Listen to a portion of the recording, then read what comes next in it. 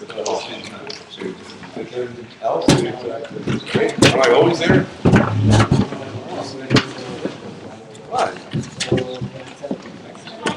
Did you guys figure out how to lower the? Oh, he's gonna have more screen. He's gonna have more. He's gonna give me both. That's it. I'm gonna give them to you.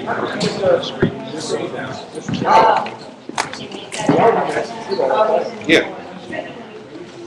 Let me get the header. Yes. I think it is. No, I think there's a switch. No, really hard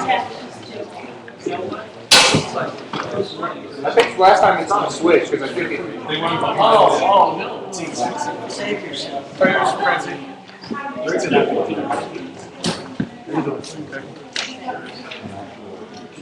I'm doing well.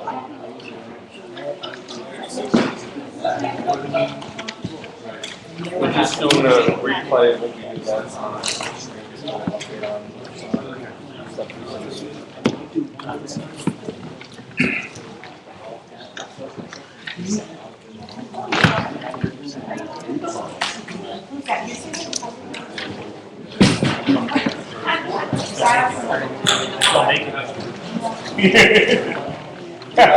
Follow the guy around and look where the switch is.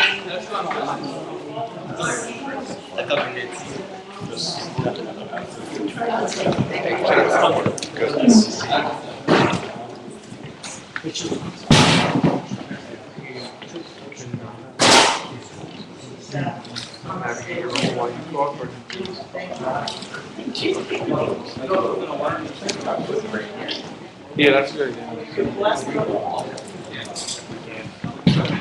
I want to touch the gavel now. Oh, we used that gavel thing.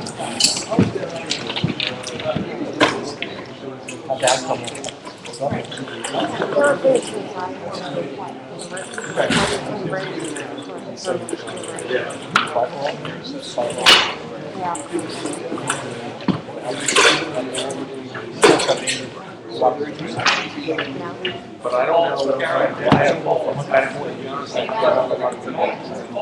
don't have any. There's a poll.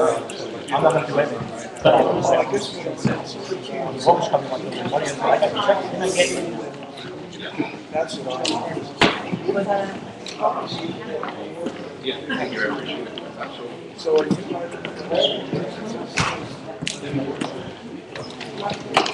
Yeah. I want to get that letter out to you, but I have to do an inspection. No, we just. Is there somebody that will be home in the afternoon or? All right, I'll shoot Carolyn an email back.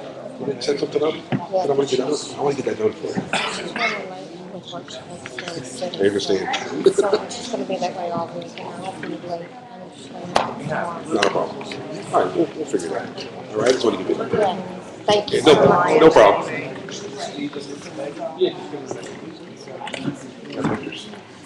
Same one. Got new pictures. We cut some of that. Oh, we thinned it out a little bit. I use this gavel.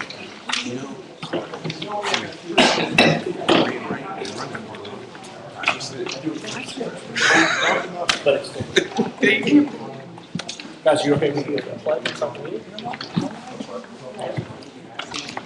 Let's start, guys. Do a pledge allegiance to the flag of the United States of America and to the republic for which it stands, one nation, under God, indivisible, with liberty and justice for all. Roll call. Present. Here. Here. We're here. All right, I'm going to get up because they're going to show us. We had this presentation as a council last meeting. We're going to show it to the public tonight, okay? Guys, you want to just explain to the folks who you are and what you do for the borough?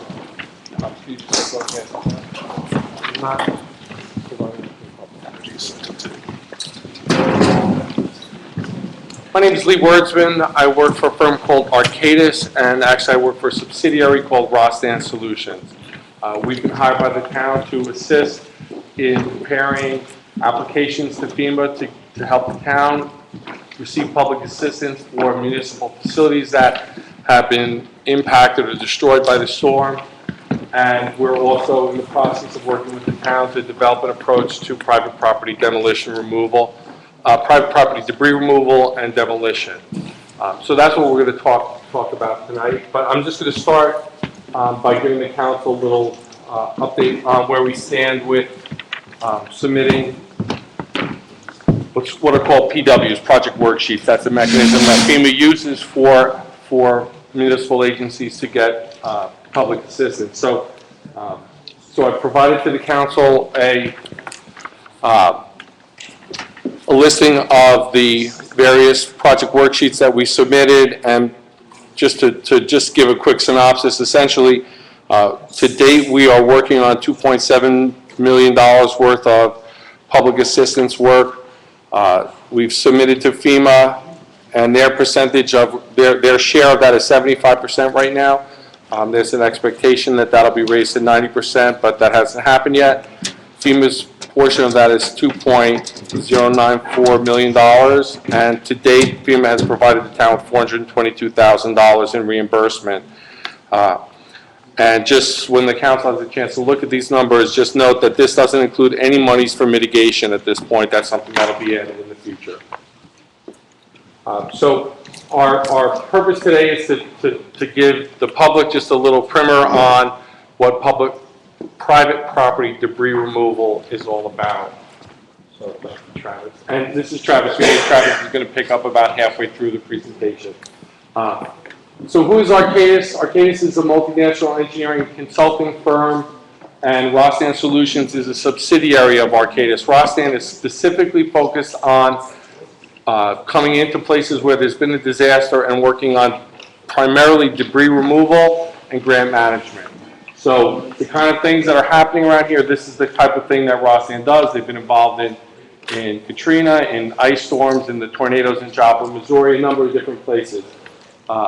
One of the features that we bring is a program called Hall Pass, which is an automated debris management program that uses a series of uses handheld devices to be able to monitor debris that's collected, where it's collected, when it's collected, what it is, where it ends up, and all of that information is essential to be to allow the town to get the borough to get reimbursement from FEMA.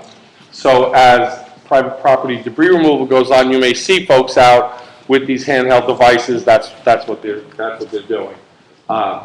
They said the areas of expertise that we bring are expertise in developing mitigation plans. So you know, what happens in the event of a disaster is there's money available right away, and we've all heard about Congress passed the $90 billion of disaster relief, and some of that money is for immediate cleanup.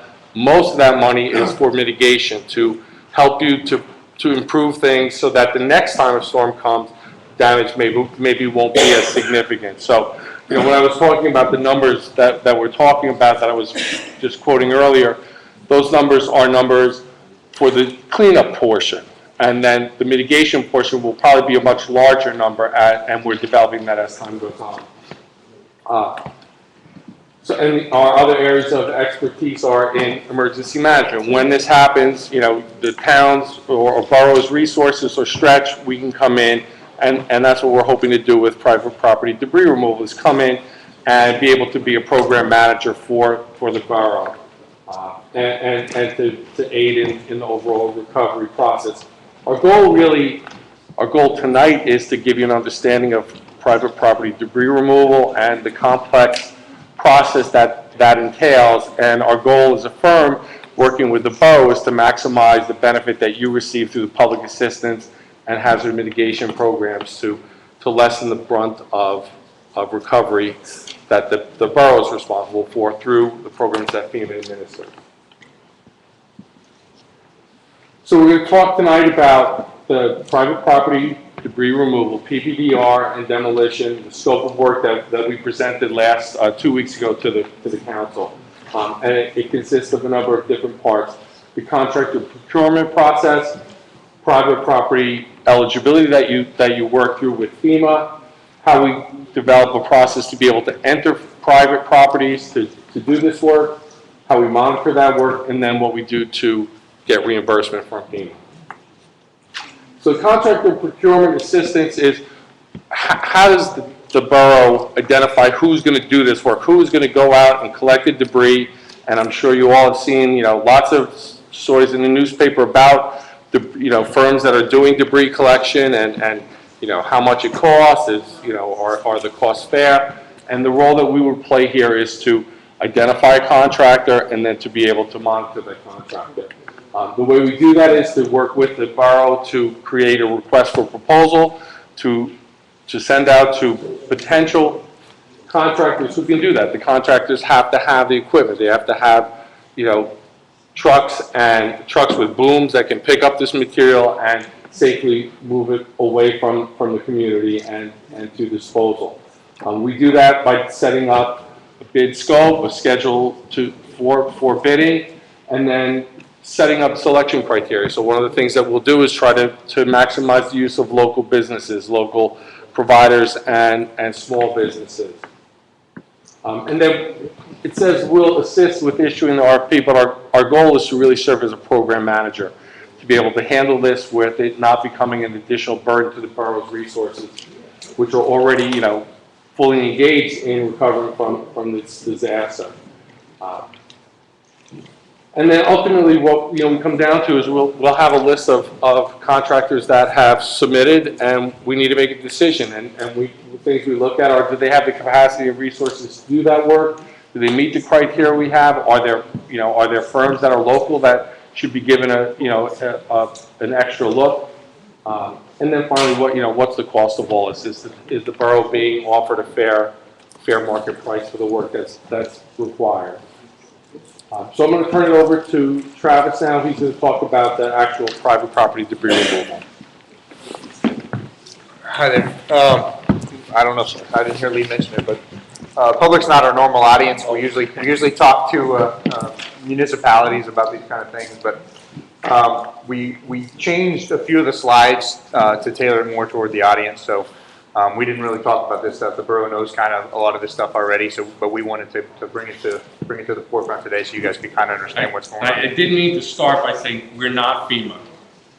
And when we were standing outside, we heard some of the folks talking, and obviously we realized that a lot of people have had individual cases of loss and are probably struggling through the process with FEMA. And so, we're not really in a position to answer questions about your individual cases, but more to just talk about what the town is undertaking. So just sort of to get that out of the way. Yeah, individual assistance is a completely different ballgame than public assistance.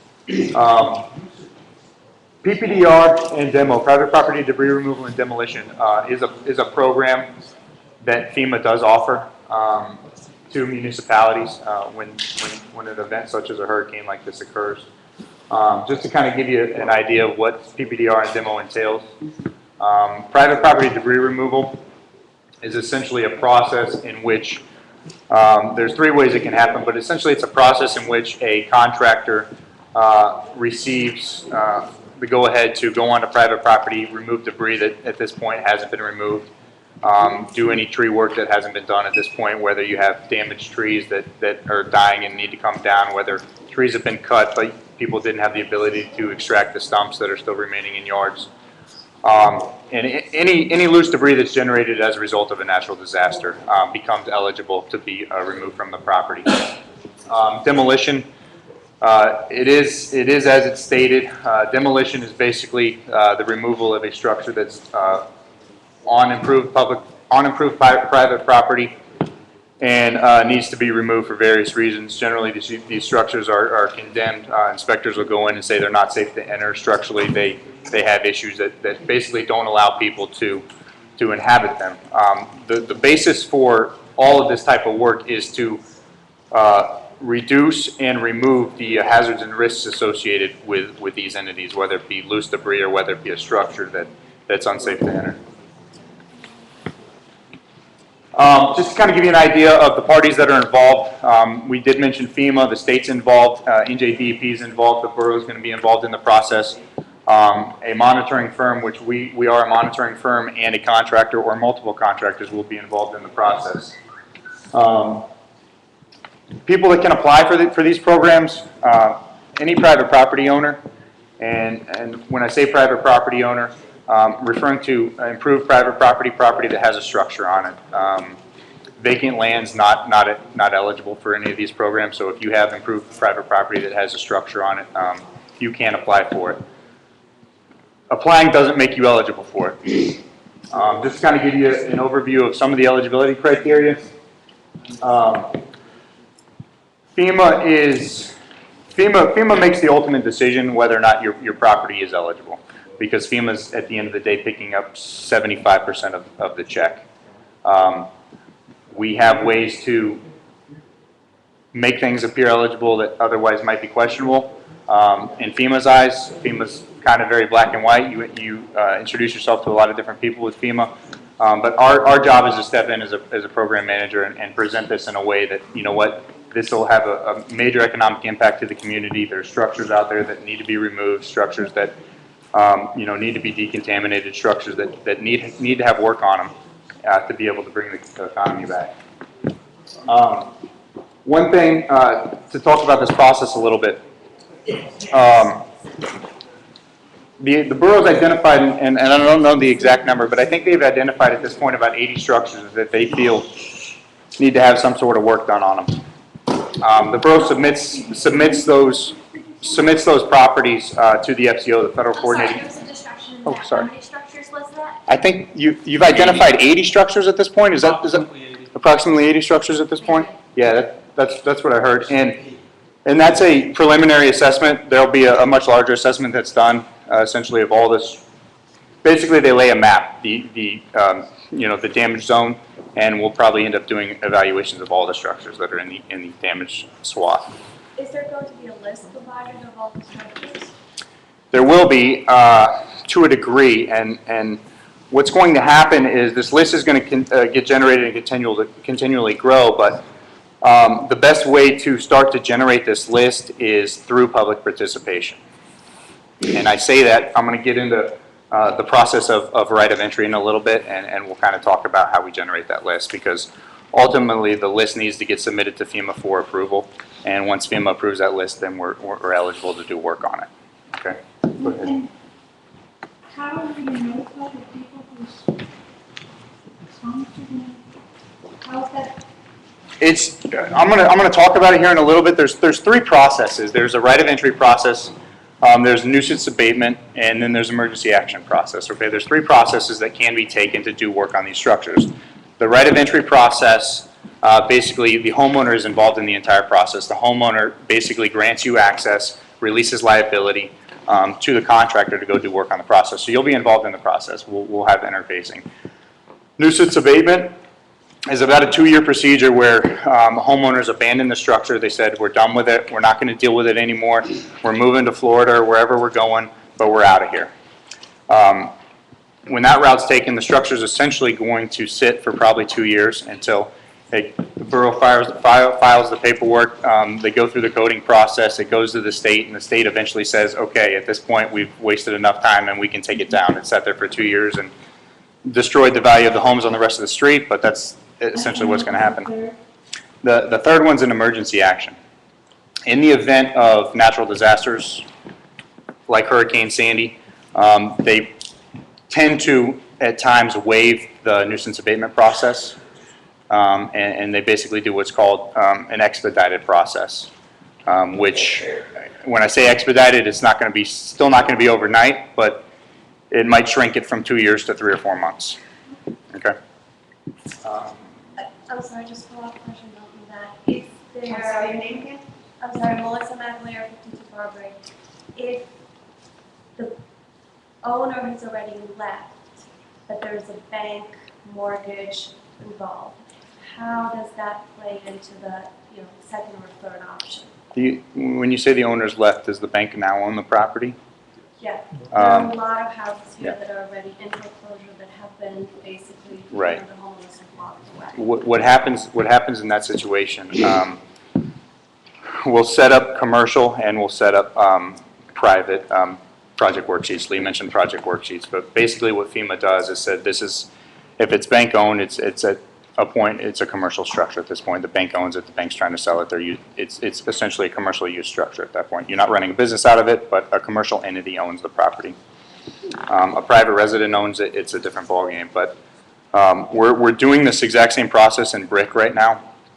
And FEMA in brick has said we're going to have separate project worksheets. We will do commercial, we will do bank-owned properties, and we will do privately owned structures as well. So, okay. Go ahead and go to the next one. All right, so I did kind of go over the right of entry process with you a little bit. It is kind of mentioned on here. I do want to throw a couple caveats out, and people are always asking, you know what, if it's a government program, it sounds really good, it's probably too good to be true. And there are, you know, every one of them, there's a few things that people say, you know what, that's a deal breaker for me. So I'm going to go ahead and lay two things that generally are concerns for people on the line right now.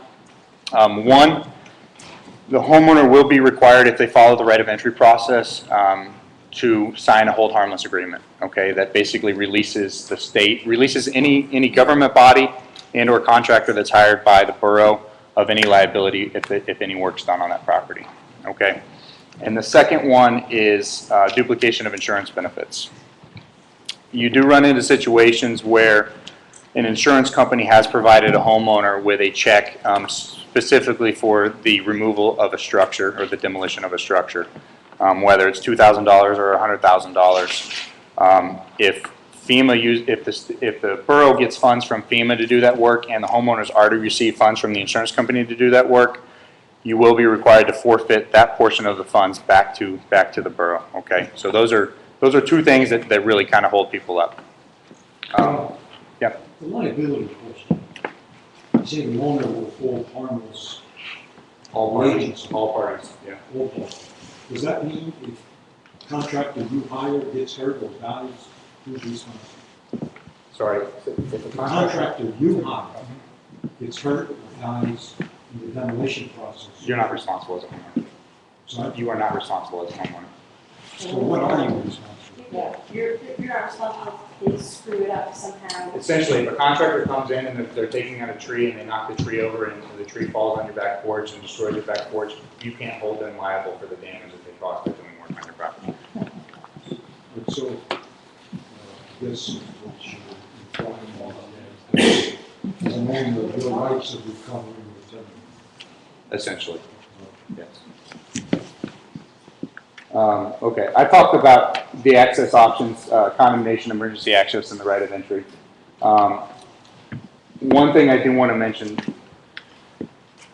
right of entry is a process by which we completely prefer when any work's done. The homeowner's involved in the process. It expedites the process astronomically, and work can get done and people can start the recovery process. So we do, as we're doing in brick right now, we have a campaign going on in brick. There's 32,000 private residences in brick. We have 3 engineering firms with, I think, 18 people going door to door, talking to residents about all these programs right now. So we'd like to get the homeowners involved and go through the right of entry process if at all possible. Go ahead. Just on that topic, you know, it's our intention tonight to really provide an overview, and when the program is initiated, I think a lot of the information that you're asking for, that'll be a part of the onset of the program, is to provide that kind of, you know, information to interested parties, that they can, you know, will be set up in town at an accessible location where you can come and talk to someone who has expert knowledge about the things that are concerns for you. Okay, I mentioned the work. Yeah, go ahead. Sorry. I'm sorry. Councilor. With the right of John McAfee Institute Barbary, with the right of entry and various means to access the property, how do they define an emergency? How do they define whether something gets put into the emergency category? For example, there's been no cleanup done at a structure, it's filling with mold. Are there specific parameters that are defined by FEMA or the health department? I don't want you to go into too much. Yeah, well, that's the thing. I'll be hard pressed to give you line for line details.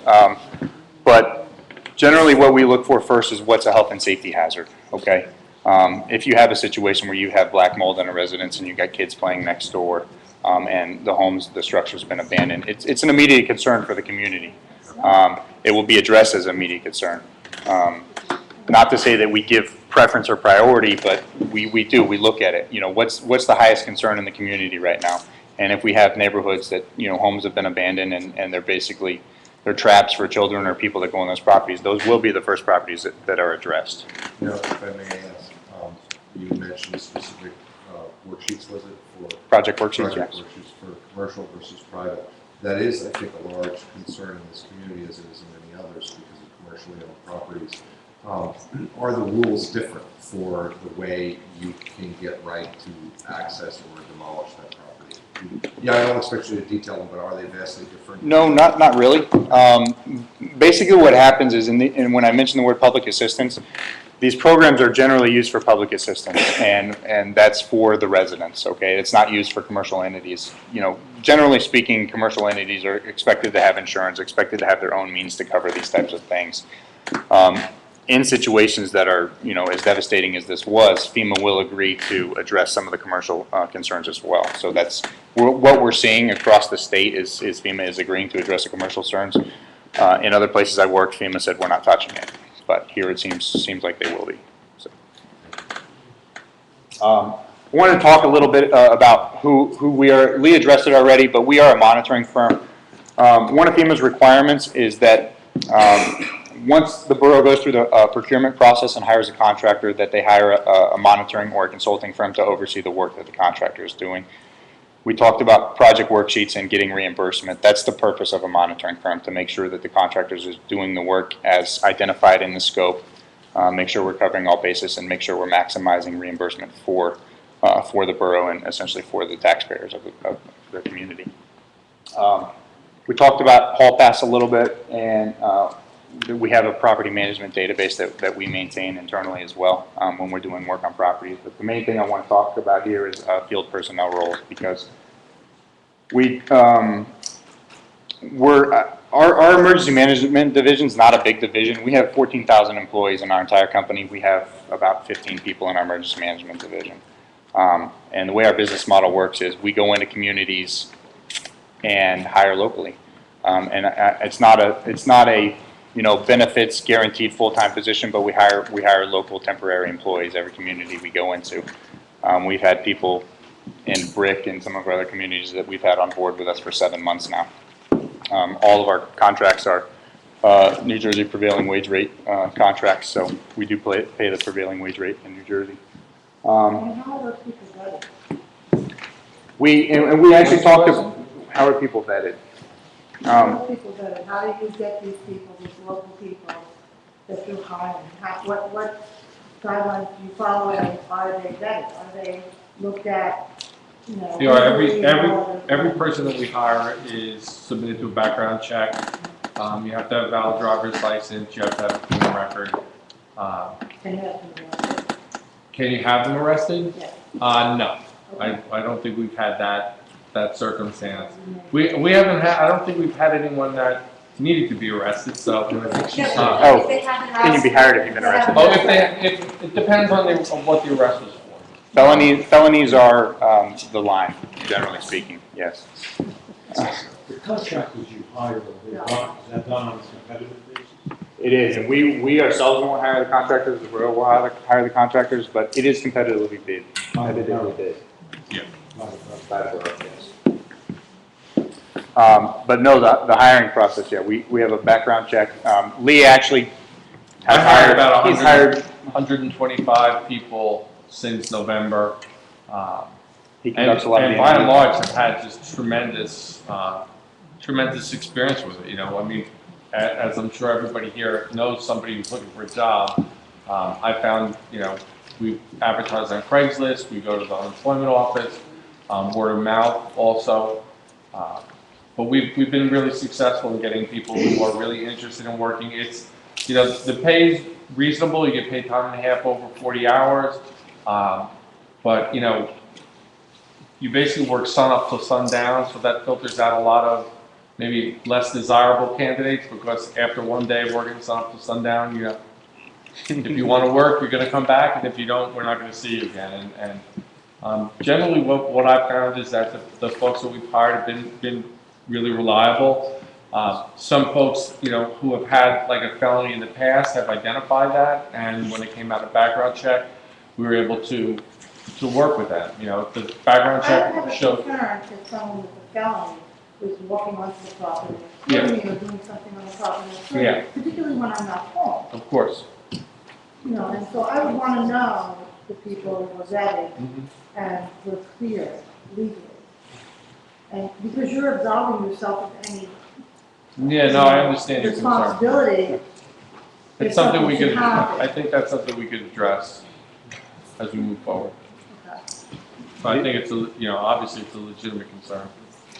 The other thing we talked about last city council meeting was potentially setting up a location on the borough's website for people that are interested in work.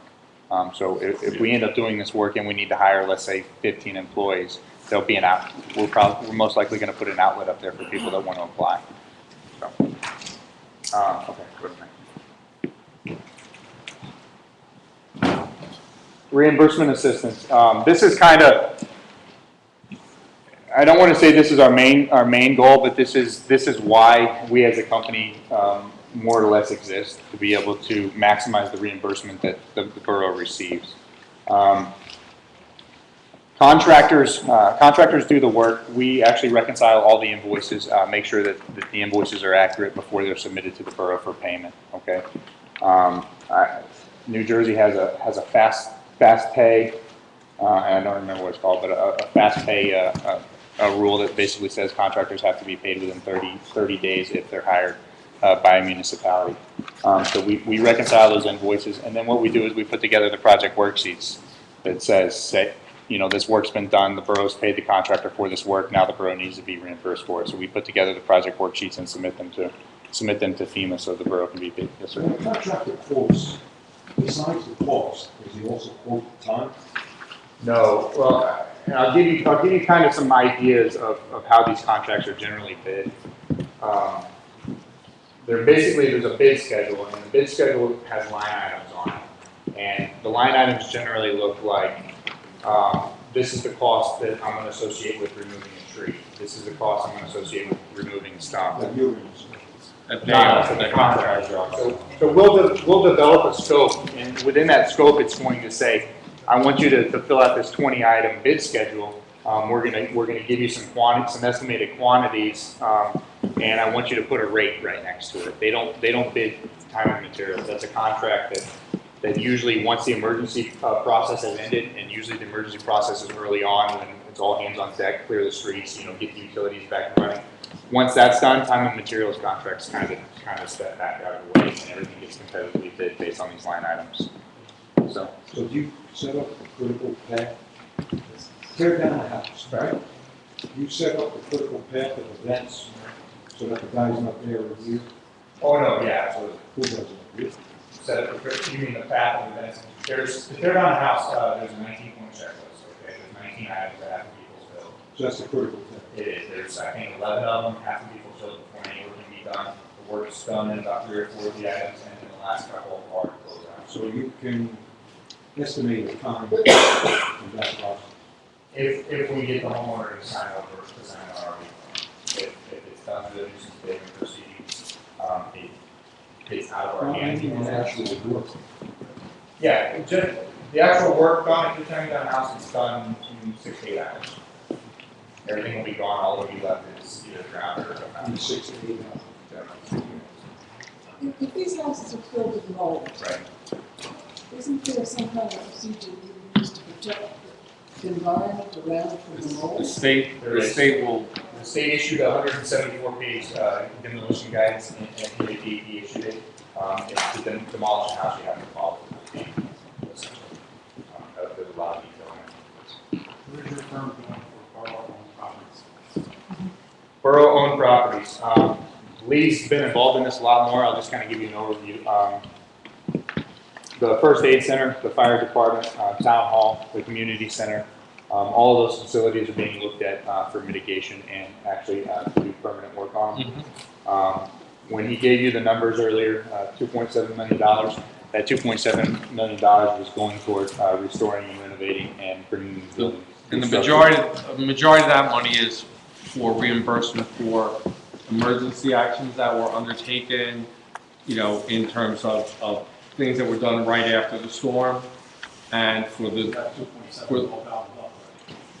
a lot of that's all gobbled up, and we're just at the beginning of looking at permanent work, so developing an approach to restore places like the community center or the DPW or the Borough Hall to what's called pre-storm conditions plus codes and standards. And then on top of that, there'll be a process to look at possible mitigation. What can be done to lessen the potential for the next storm to create the same amount of damage. So the number that that I shared today is just a beginning number. It's not close to what the final number will be. The process will be, you know, it's going to be a lengthy process, and the reimbursement process will be a lengthy process. So things like the emergency actions and the debris disposal was money the town laid out, and we're seeking reimbursement from FEMA right now. FEMA gave the town already about $500,000, and there's additional funds that should be released shortly. The permanent work will be approved, and then as that work is done, we'll get into a process of submitting invoices, and they'll pay the town. As the town expends money, FEMA will reimburse them right now at the 75-25 rate. Yeah, we've had a lot of questions, but the floor is open. Anyone got any questions? The only cost issue that you guys don't have in your estimate as far as the buildings go is kind of where we go about the legal language, refurbishing what we have, is we now have to pay flood insurance on the ones we never did before. The initial quotes are at least $100,000 a year, and about 20% every year for 5 years. Correct. We've never paid for them before, some of them are extraordinarily high, we will raise them, things like that. So that's another effect in our cost that we have to factor in before we decide where we're building them, how. New Borough Hall, police station, first aid building, community center. Community center is the hardest one to figure out because we don't raise it. Insurance premium out. Sorry. No. Thanks, Lee. Thanks. Generally, 12.5% is picked up by the state, and the local municipality picks up the other 12.5%. Not in New Jersey, the state's not picking up any of the Now, John, is that what you said? Like in Katrina, at the end, they picked up the whole house. There's a formula, and just to kind of give you a broad idea of the formula, FEMA comes in and looks at the dollar cost of cleaning up, rebuilding, all the costs associated with the disaster, and they weigh that against the per capita income of the municipality. That's yet to be done. What? That's yet to be done. Yeah, 75-25 is a broad number they always use, and depending, once that ratio gets kind of out of whack, they increase it to 90, and eventually they'll increase it to 100%. Just curious, are there ever any opportunities in the process like this where you can demolition to do as well what's becoming very key? There are some outfits that dismantle a building to salvage them. Some of the structures we have had, of course, are 100 years old, and I know that people actually go out and pay for that in order to do projects. Is that feasible at all to thereby, sell those materials off and reduce your costs, or is it just not possible? So what happens is, So essentially recycle something. right, and generally speaking, metals, white goods, automobiles, boats, those kind of things end up getting recycled. Salvageable wood, and I love that kind of stuff myself. It's something we'd have to work into a scope, and it's a line item we'd have to work into a scope. But I'm not saying it's not Right, what impossible. happens, I think, in those cases is that you increase the complexity of every individual activity. And, so then what becomes, and then, it may find it hard to believe that, you can go in and take one of these places down in a day, but it can be done. But if you're gonna start to look into those types of things, especially if you're dealing with asbestos-containing material or mold-containing material, it then complicates that process. You guys might want to offer me just a suggestion to look at have a good personality. Yeah. Because they do a lot of that and they do a lot of. I've done build with them before. It's fun. I love doing it. Okay? All right, thank you. Thank you. Yes.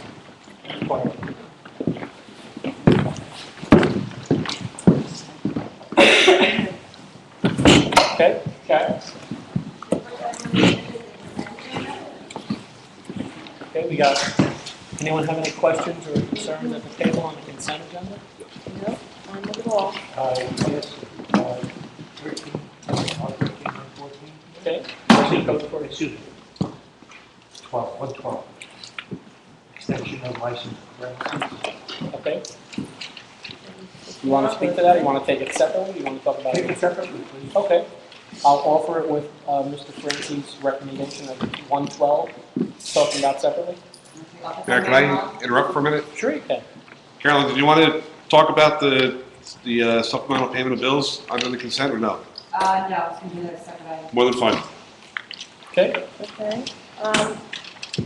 So it was offered by Mayor Mills, did I get a second? I'll second that. Second by Ms. Ryan. Ms. Ryan? Yes. Mr. Redmond? Yes. Mr. Francis? Yes. Ms. King? Yes. Mayor Mills? Yes. Mr. Francis, you have the floor on 1312. 112, I'm sorry. 112 is talking about Chilengo's to extend the license premises to his parking lot across the street. Okay. He did that on May 5th, and it was. Cinco de Mayo. Cinco de Mayo. It was packed. And I see that the chief is agreeing with this, Okay. and I'm not sure, is that what you're saying? Because it was jammed. It's a big holiday. Yeah. Big holiday. It's like I'm not gonna lie, I was there. And It's a 3-day period. It's not for good. It's only a 3-day, it's only a 2 or 3-day period. it's a 3-day period, It's also under, it's basically Memorial Day weekend, and correct? it doesn't include music. All right, I see, I wasn't sure what was happening on Cinco de Mayo. As far as I know, there was no music. They had a DJ, they didn't have live band. And I know nothing about giving them permission to have outdoor music there. Are they, Well, that would be a code then. Chief, are they allowed to have a DJ or do they have to ask for that also? We haven't spoken about that. No, I'm saying we extend their premises, are they allowed to, I don't know the ordinance. Are they allowed to have a DJ or do they have to ask for that? I know you have to for live music. Well, the actual, I think they're two separate issues. Okay. I'd have to look into the music, Okay. definitely. But in front of us right now is an extension of it, and can we go by the assumption it does not include live music? As long as we, Enforce that? as long as And we, it's code. as long as that's the way we We can make that, approve it. we can make that a condition, Okay. okay? We're not allowing live No music. live music, but but a DJ would be acceptable. Well, I don't know. DJ is That's, not approved yet either. Okay, just to want to That's enough, clarify and make isn't sure Yeah, that I'm there's suggesting no. that Cinco de Mayo, we got caught up in the spirit and approved it. This is a little bit more, I agree. So let's make sure. With the anticipation, I that think this is, he anticipates opening that weekend Yes. and having a ribbon cutting. Yes. That doesn't mean throwing out the window, I'm just making a Right. statement so everybody understands that. So what do you guys want to do? You want to approve it without a DJ, without live music? I think we should approve it without any music. We should just let him extend the license. For these 3 And days? then if he, for those 3 days, but he has to come back because we don't have, we're not giving him any rights to have any outdoor music. In at effect, all. what we're doing is we're going to allow him to do it with no music, and he can't come back because we don't have another Right, we meeting. don't So have a meeting. we're done. We can do it without any music, a DJ or live music. Sure. Is everybody on board on it? I'm fine with that. Mr. Mandrot, you want to say something, sir? Yeah, we had a problem years ago when Lynn came in with the claim bus. The street ran straight down to the river, Right? and she wanted to include her little shed on the one side and liquor license. And the state told us, no, you cannot jump the street. Now you're going across Bay Ave Okay. to put the license on the other side. And I don't think you can do it. We forced her that time, we were telling her she's gonna have to buy another license. Okay. Chief, you have And any- now we're going across the street with this license. Mr. Padula? Just a permit for a 3-day event. Because the permit's extending it? Well, like what we do I don't for know the Plan Fest. situation that Mr. Raindrop's talking No, about. but That might have been an in extension. this case, can we do? License. Yeah, it was an extension, there were two separate licenses. Right. I know we've done it in the past, that I haven't So we have a researched the matter. precedent? State's never So we can objected. go ahead. All this This information is gets approved sent by to the ABC, state. the state level, Right. if we approve it, correct? Yeah, and we've done it in the past. So they've had approved it in the past, sir. Just so you know, when we've done it since this council session. Rob, Right. Mayor, oh, you were, I'm sorry, you're an ABC guy, yeah. I see that it's for May 25th. But further on in the agenda here, we have an ordinance that says that we're going to allow music at other places outdoors for that same weekend. If that was passed, that would If supersede. it was passed. So how can we preclude Chalangos and let, another restaurant do it? We'll talk after the ordinance passes or doesn't pass, because I think we have the answer for it. Okay? And I just didn't want to see- I agree with you on that, and we talked about that too. No, and you have a lot of authority when it comes to liquor license, where, you have discretion, especially with an application to expand the liquor license, you can place conditions on that. Right, and let's be That would clear one. too, the other ordinance that Rob's talking about is in people's outdoor facility already, it's not across the street or down the block in the current business. This particularly is an extension across the street for, I guess we'll call it a weekend festival too, Okay, but it's for a liquor license, we're not even discussing but don't disagree. music. We're not allowing it, that's my Right, point. So right. this is totally different. The other ordinance talks about Right, people's something current, else, yes. where they already are doing it. Mhm. There would be possibility of extending it or not, that's all. I make a motion to accept resolution 112 with the stipulation that there's no music included in this approval. Up to and including the DJ. Up to and including the DJ. I'll second it. Mayor Nolan, Ms. Ryan? Yes. Mr. Redmond? Yes. Mr. Francie? Yep. Ms. Kane? Yes. Mr. Nolan? Yes. Motion carries. Resolution R-13-107, a resolution appointing public officer for rehabilitative housing. We're going to appoint Dave Mercado. I'll offer that if it's an offer. Are we giving a dollar amount or zero? Zero? Offered by Mayor Nolan, I'll second it. second by Mr. Redmond, Ms. Ryan? Yes. Mr. Redmond? Yes. Mr. Francie? Yep. Ms. Kane? Yes. Mayor Nolan? Yes. Resolution R-13-117, the tax collector has requested that we pull this one. and Yes. Carry to the June meeting. Please. I'll second that if you need. Offered by Mayor Nolan, Second. second by Mr. Francie, Ms. Ryan? Yes. Mr. Redmond? Yes. Mr. Francie? Ms. Kane? Yes. Mayor Nolan? Yes. All right, resolution R-13-118, resolution authorizing the release of a letter of credit for Gregory Katsouris for property located at block 14, lot 3.01. The applicant no longer wishes to move forward with the project, and has requested a release of his letter of credit. Bruce, you want to speak to this real quick? I would, Steve prepared it. So I don't- Oh, I apologize. Steve? Oh, Carol? then maybe Dale, engineer, Mr. Luther? Strike three. Okay. Okay, then I vote no. If they wish to obtain building permits in the future, they have to repost these bonds. Well, That's required. why do we need a resolution for that? At this one,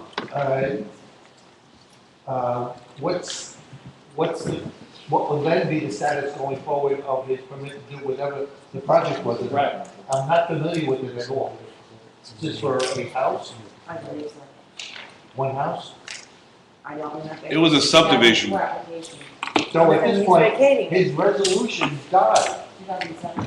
He has a 5-year window, I think, to do the work. Right. So this whole thing dies. But I guess he wants to ensure that he gets I'm sorry, He gets Carol? his money It back. doesn't say money, bond credit. letter of credit. 35. Money? 35. There was. We need more info on this, guys. Guys, get this together for the next meeting. Carol, what do you, Huh? I'm not sure what you're saying. No, it has to be stopped. It's an escrow. You know We'll that. carry to the next meeting. Carry it to the next meeting, we don't have it together. Okay, fine. It's an escrow situation. What's Okay. next? I read it here. Resolution R-13-119, this is something that the engineer Just slipped in? brought forward for the meeting. Check it carefully, guys. Yeah. Would you wish to point out one, Bill? You better. Sure, the whole $9 decrease. Basically, this is a payment for Black Rock with the project up on the hill. We had to work some numbers out with him in quantities. They were going back and forth. We've got it resolved. So basically, the payment cert that's on the table tonight is for $111,266.51. It still falls inside the contract itself. There's a change order that's, hold on to your hats on this one. It's got a total net decrease of $1.44, but that was because we had to add 20,000 of extras. We had about 20,000 reductions. So that was a net decrease. Overall change in the contract is a negative $9. Okay. So that's what we have to do to keep the state We're happy. going to spend too much time. Agreed. Okay. Make a motion? Okay, I'll offer it. Second. Offered by Mayor Nolan, seconded by Mr. Francis? Mr. Ryan. Yes. Mr. Redmond. Yes. Mr. Francis. Yes. Yes, Mayor Nolan. Yes. On for discussion, setting up a public hearing date for June 19th is ordinance 0-13-8, an ordinance of the Borough Grounds in the County of Monmouth in the state of New Jersey, authorizing the Borough Grounds to waive the construction permit fees for work performed as a consequence of water damage caused by Superstorm Sandy. Carolyn, can we carry that to the first meeting in June? Carry the introduction? I'm sorry? You want to carry the introduction? Please. Motion I have to by put one more Mayor thing that we had a question on. I'll offer it. Second. Second by Mr. Francis. Ms. Ryan? Yes. Mr. Redmond? Yes. Mr. Francis? Yep. Ms. Keane? Yes. Mayor Nolan? Yes. On for public hearing and adoption is ordinance 0-13-5, an ordinance of the Borough of Clarendon in the County of Monmouth, the state of New Jersey, amending and supplementing Chapter 21 zoning and land use regulations of the annual ordinances of the Borough of Okay, guys. We did have a public hearing on this on April 17th. Yes, we did. At that meeting, two of the members asked to carry it for another couple of weeks to get more information, so we obviously respectfully gave them that time. Thank you. Does anybody at the table before we open, and we're going to open it to the public again, does anybody have anything at the table they'd like to speak about, concerns? I know we talked about the last time.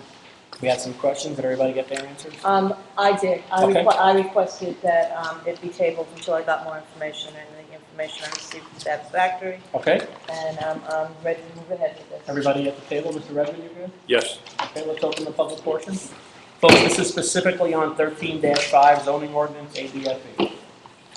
Okay. Eric, very kind Mayor, no, I'm sorry, I wasn't here for the first. It's okay. That's why we opened it again. I know there's some I people. appreciate that very much. No problem. Am I reading this to say that our borough is going to adopt a requirement that's actually greater than the advisory-based flood elevation? They'll answer that with the different zones and everything else. Because it says here, the more restrictive at base flood elevation, advisory-based flood elevation, plus 1 foot. So I'm going to be zoned at 14 feet, and I've signed plans for that, based on the governor actually adopting the advisory-based flood elevation. Is Highlands going to make this look above that? Basically, it would be Highlands being consistent with the state. The state requires, under their Flood Hazard Act, to be 1 foot above the BFE, wherever that is, whether that's 10, 11, 12, 14, whatever it may be. In order to do that, you get a permit by rule through the state to the DEP. If you don't do that, then it's an entire application process that's actually, I believe it's a $500 fee to the state, and there's a good chance you're not going to be approved. So the state flood hazard regs require that foot above the BFE for freeboard, so the boroughs is following suit with that. In non-contract requirements, is that my carpet floor, or is it the subfloor below? It would be the carpet floor in this case. That's the 15 foot. That would be provided, see now here's the other side of this. FEMA's got another stipulation that says that in the V zone, the bottom of the lowest horizontal structural member has to be at the base flood. At 14. Right, so basically, if you're in the 14 zone, provided that bottom member is at 14, then your floor can be at 15. So it all depends on what you have under the house. You know, if it's a 2x12 joist or nothing else, you'll be fine.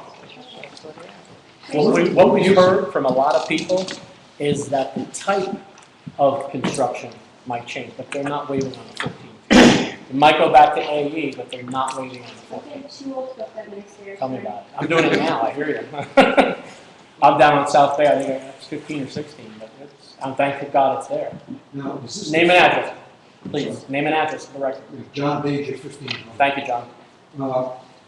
Is this the final word, or does FEMA have to finally rule? Here's what'll happen, and this is what I'm told, and you can correct me if I'm wrong. If for some reason, the state changes and lowers it, our ordinance adapts to it. Our ordinance references the FEMA rule now. And so And we're currently gonna- it changes. And the FEMA rule changes, our ordinance changes with it, Correct. in concert. So right now they're at 14, that's why we don't talk about 14 feet in the ordinance itself. We talk about the line of what it says right now with FEMA. If that changes lower, God forbid, or higher, the ordinance changes with it. so the possibility exists still that it could be higher. The possibility, I don't think so, there's always a possibility. Everybody that we've talked to, in every capacity that can talk to us, has said, it's probably gonna be 14, but you might, you good chance of going back to AE. It's not advisable to start a house lifting. Well, the next conversation I was gonna say, I talked directly today to the Lieutenant Governor, and they are not, and will not consider a dime being repaid to anybody that starts before the grant program rolls out. Before. If you start and then apply for a grant, you're not getting it. You're not getting it. So like me personally, I'm building to get back in my house, and then in the next year or two, as these programs roll out, if we qualify, or then at least we'll know the set level, we're gonna live. Does starting mean you hire the engineer, that's the day you start? No, starting means physically changing the property and you're starting, doing a construction type of change. You can get, like a lot of folks already have estimates and things like that. That's not starting, you just got estimates. You can get estimates anytime. Now, the assistance we're talking about is the hazard mitigation fund. And if you have to lift a house a certain height, then does that mean that you also have some other rule that's about the height of the This house? ordinance talks about relieving your height to as many feet as you have to lift to break the current ordinance. So if you're going, let's say it's got, let's say it's 36 feet, and you're at 25 now and have to go 14, you're allowed to break by that many feet that you have to raise. What we're trying to do is not jam up zoning boards and things like that so people can start moving. That's why we did it this way, to relieve that. It also relieves you of Setbacks. setback requirements. All right, you have to maintain 3 feet. But if you have to, normally your setback in your area is 8 feet on one side, 12 on the other, total of 20, all right? If you had stairs leading up to your raised section and you had to intrude into your setbacks, you would get permission from the zoning officer without having to go to the zoning Without hiring a board. lawyer, going to a board meeting, they have the ability now with this We're ordinance. trying to facilitate people getting back into the house. Okay, so do you have any idea when this is going to be final? We've heard between July of this year and December of this year. So don't start anything. I personally, everybody, I talked to Frank Cologne's office, if you start, you're not getting compensated.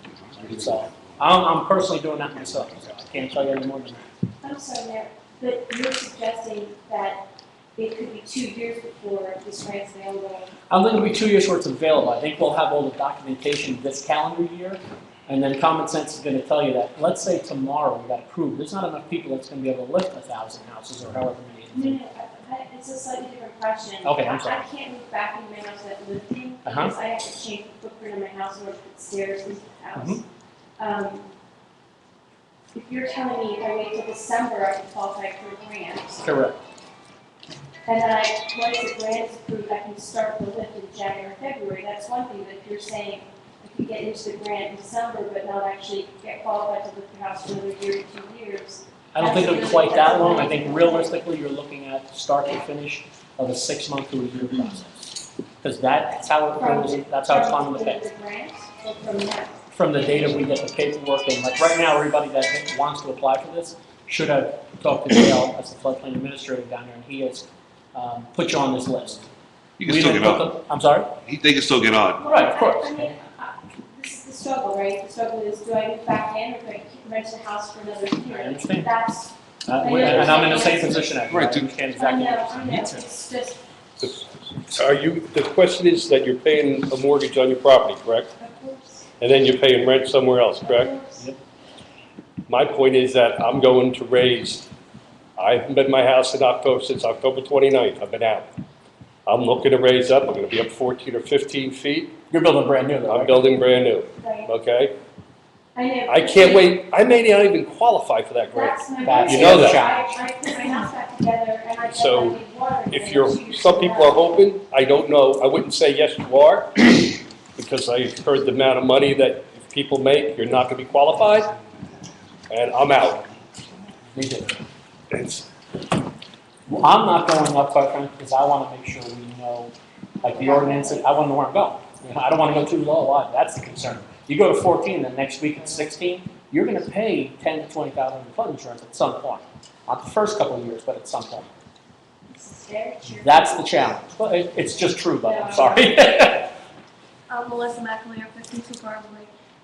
The mention that was made about the flexibility of this ordinance, that it will automatically go and change vis-a-vis whatever changes are made by FEMA. Can you just point me to the exact language of where that it actually says in the ordinance? Bruce, is it because it lists the, It lists the ABFE or BFE throughout, so whatever that is set at. It never that's what says- it's set it at. never gives you a says number. we're It never gonna says do what 14 they- feet. It just is set based on whatever that is. The only hard number is the 1 foot to the first floor right. where your plug, where your rug sits. And if you meet the 14 feet, there's very few houses where you don't have a 1 foot difference between the bottom to the top of the floor. So, Right, and I apologize, and maybe it's the It's lawyer okay. in me. I just kind of feel that if we're saying that, I would really, really like to see that particular language specified in this ordinance, because. what, I've you read it want a us to number say of 14 times. feet? No, I'm she sorry, wants to that say it will, that it will actually Change. fluctuate in accordance with the FEMA changes. That's what it does. I think it's like, look at it like this, I think it's like any other document where you're referencing the law. As the laws can change, they would adapt to the law. Right, it just You know doesn't what I say that it will. I think adapt. because it references the ABF, not the number. No, I understand, Yeah, it just I- doesn't actually say that it will change, to your point. Okay. Well, but if you're referencing something that's. It may never change, 'cause that might not ABFE. change. This references ABFE or BFE, whatever that's set at, the ordinance automatically refers to that number. You see what I mean? I have a thing, I say, whatever the minimum wage, I'm gonna pay minimum wage. When the law changes the minimum wage, my law automatically changes with that because it refers to the minimum wage. My question is actually. Name and a address, sir. follow-up. Sorry. John McAleer, 52 Marbury Avenue. My concern is actually a follow-up to that, and I'm sorry, I'm not gonna be able to articulate this very well, but Okay. we keep referencing a standard, which is base flood elevation.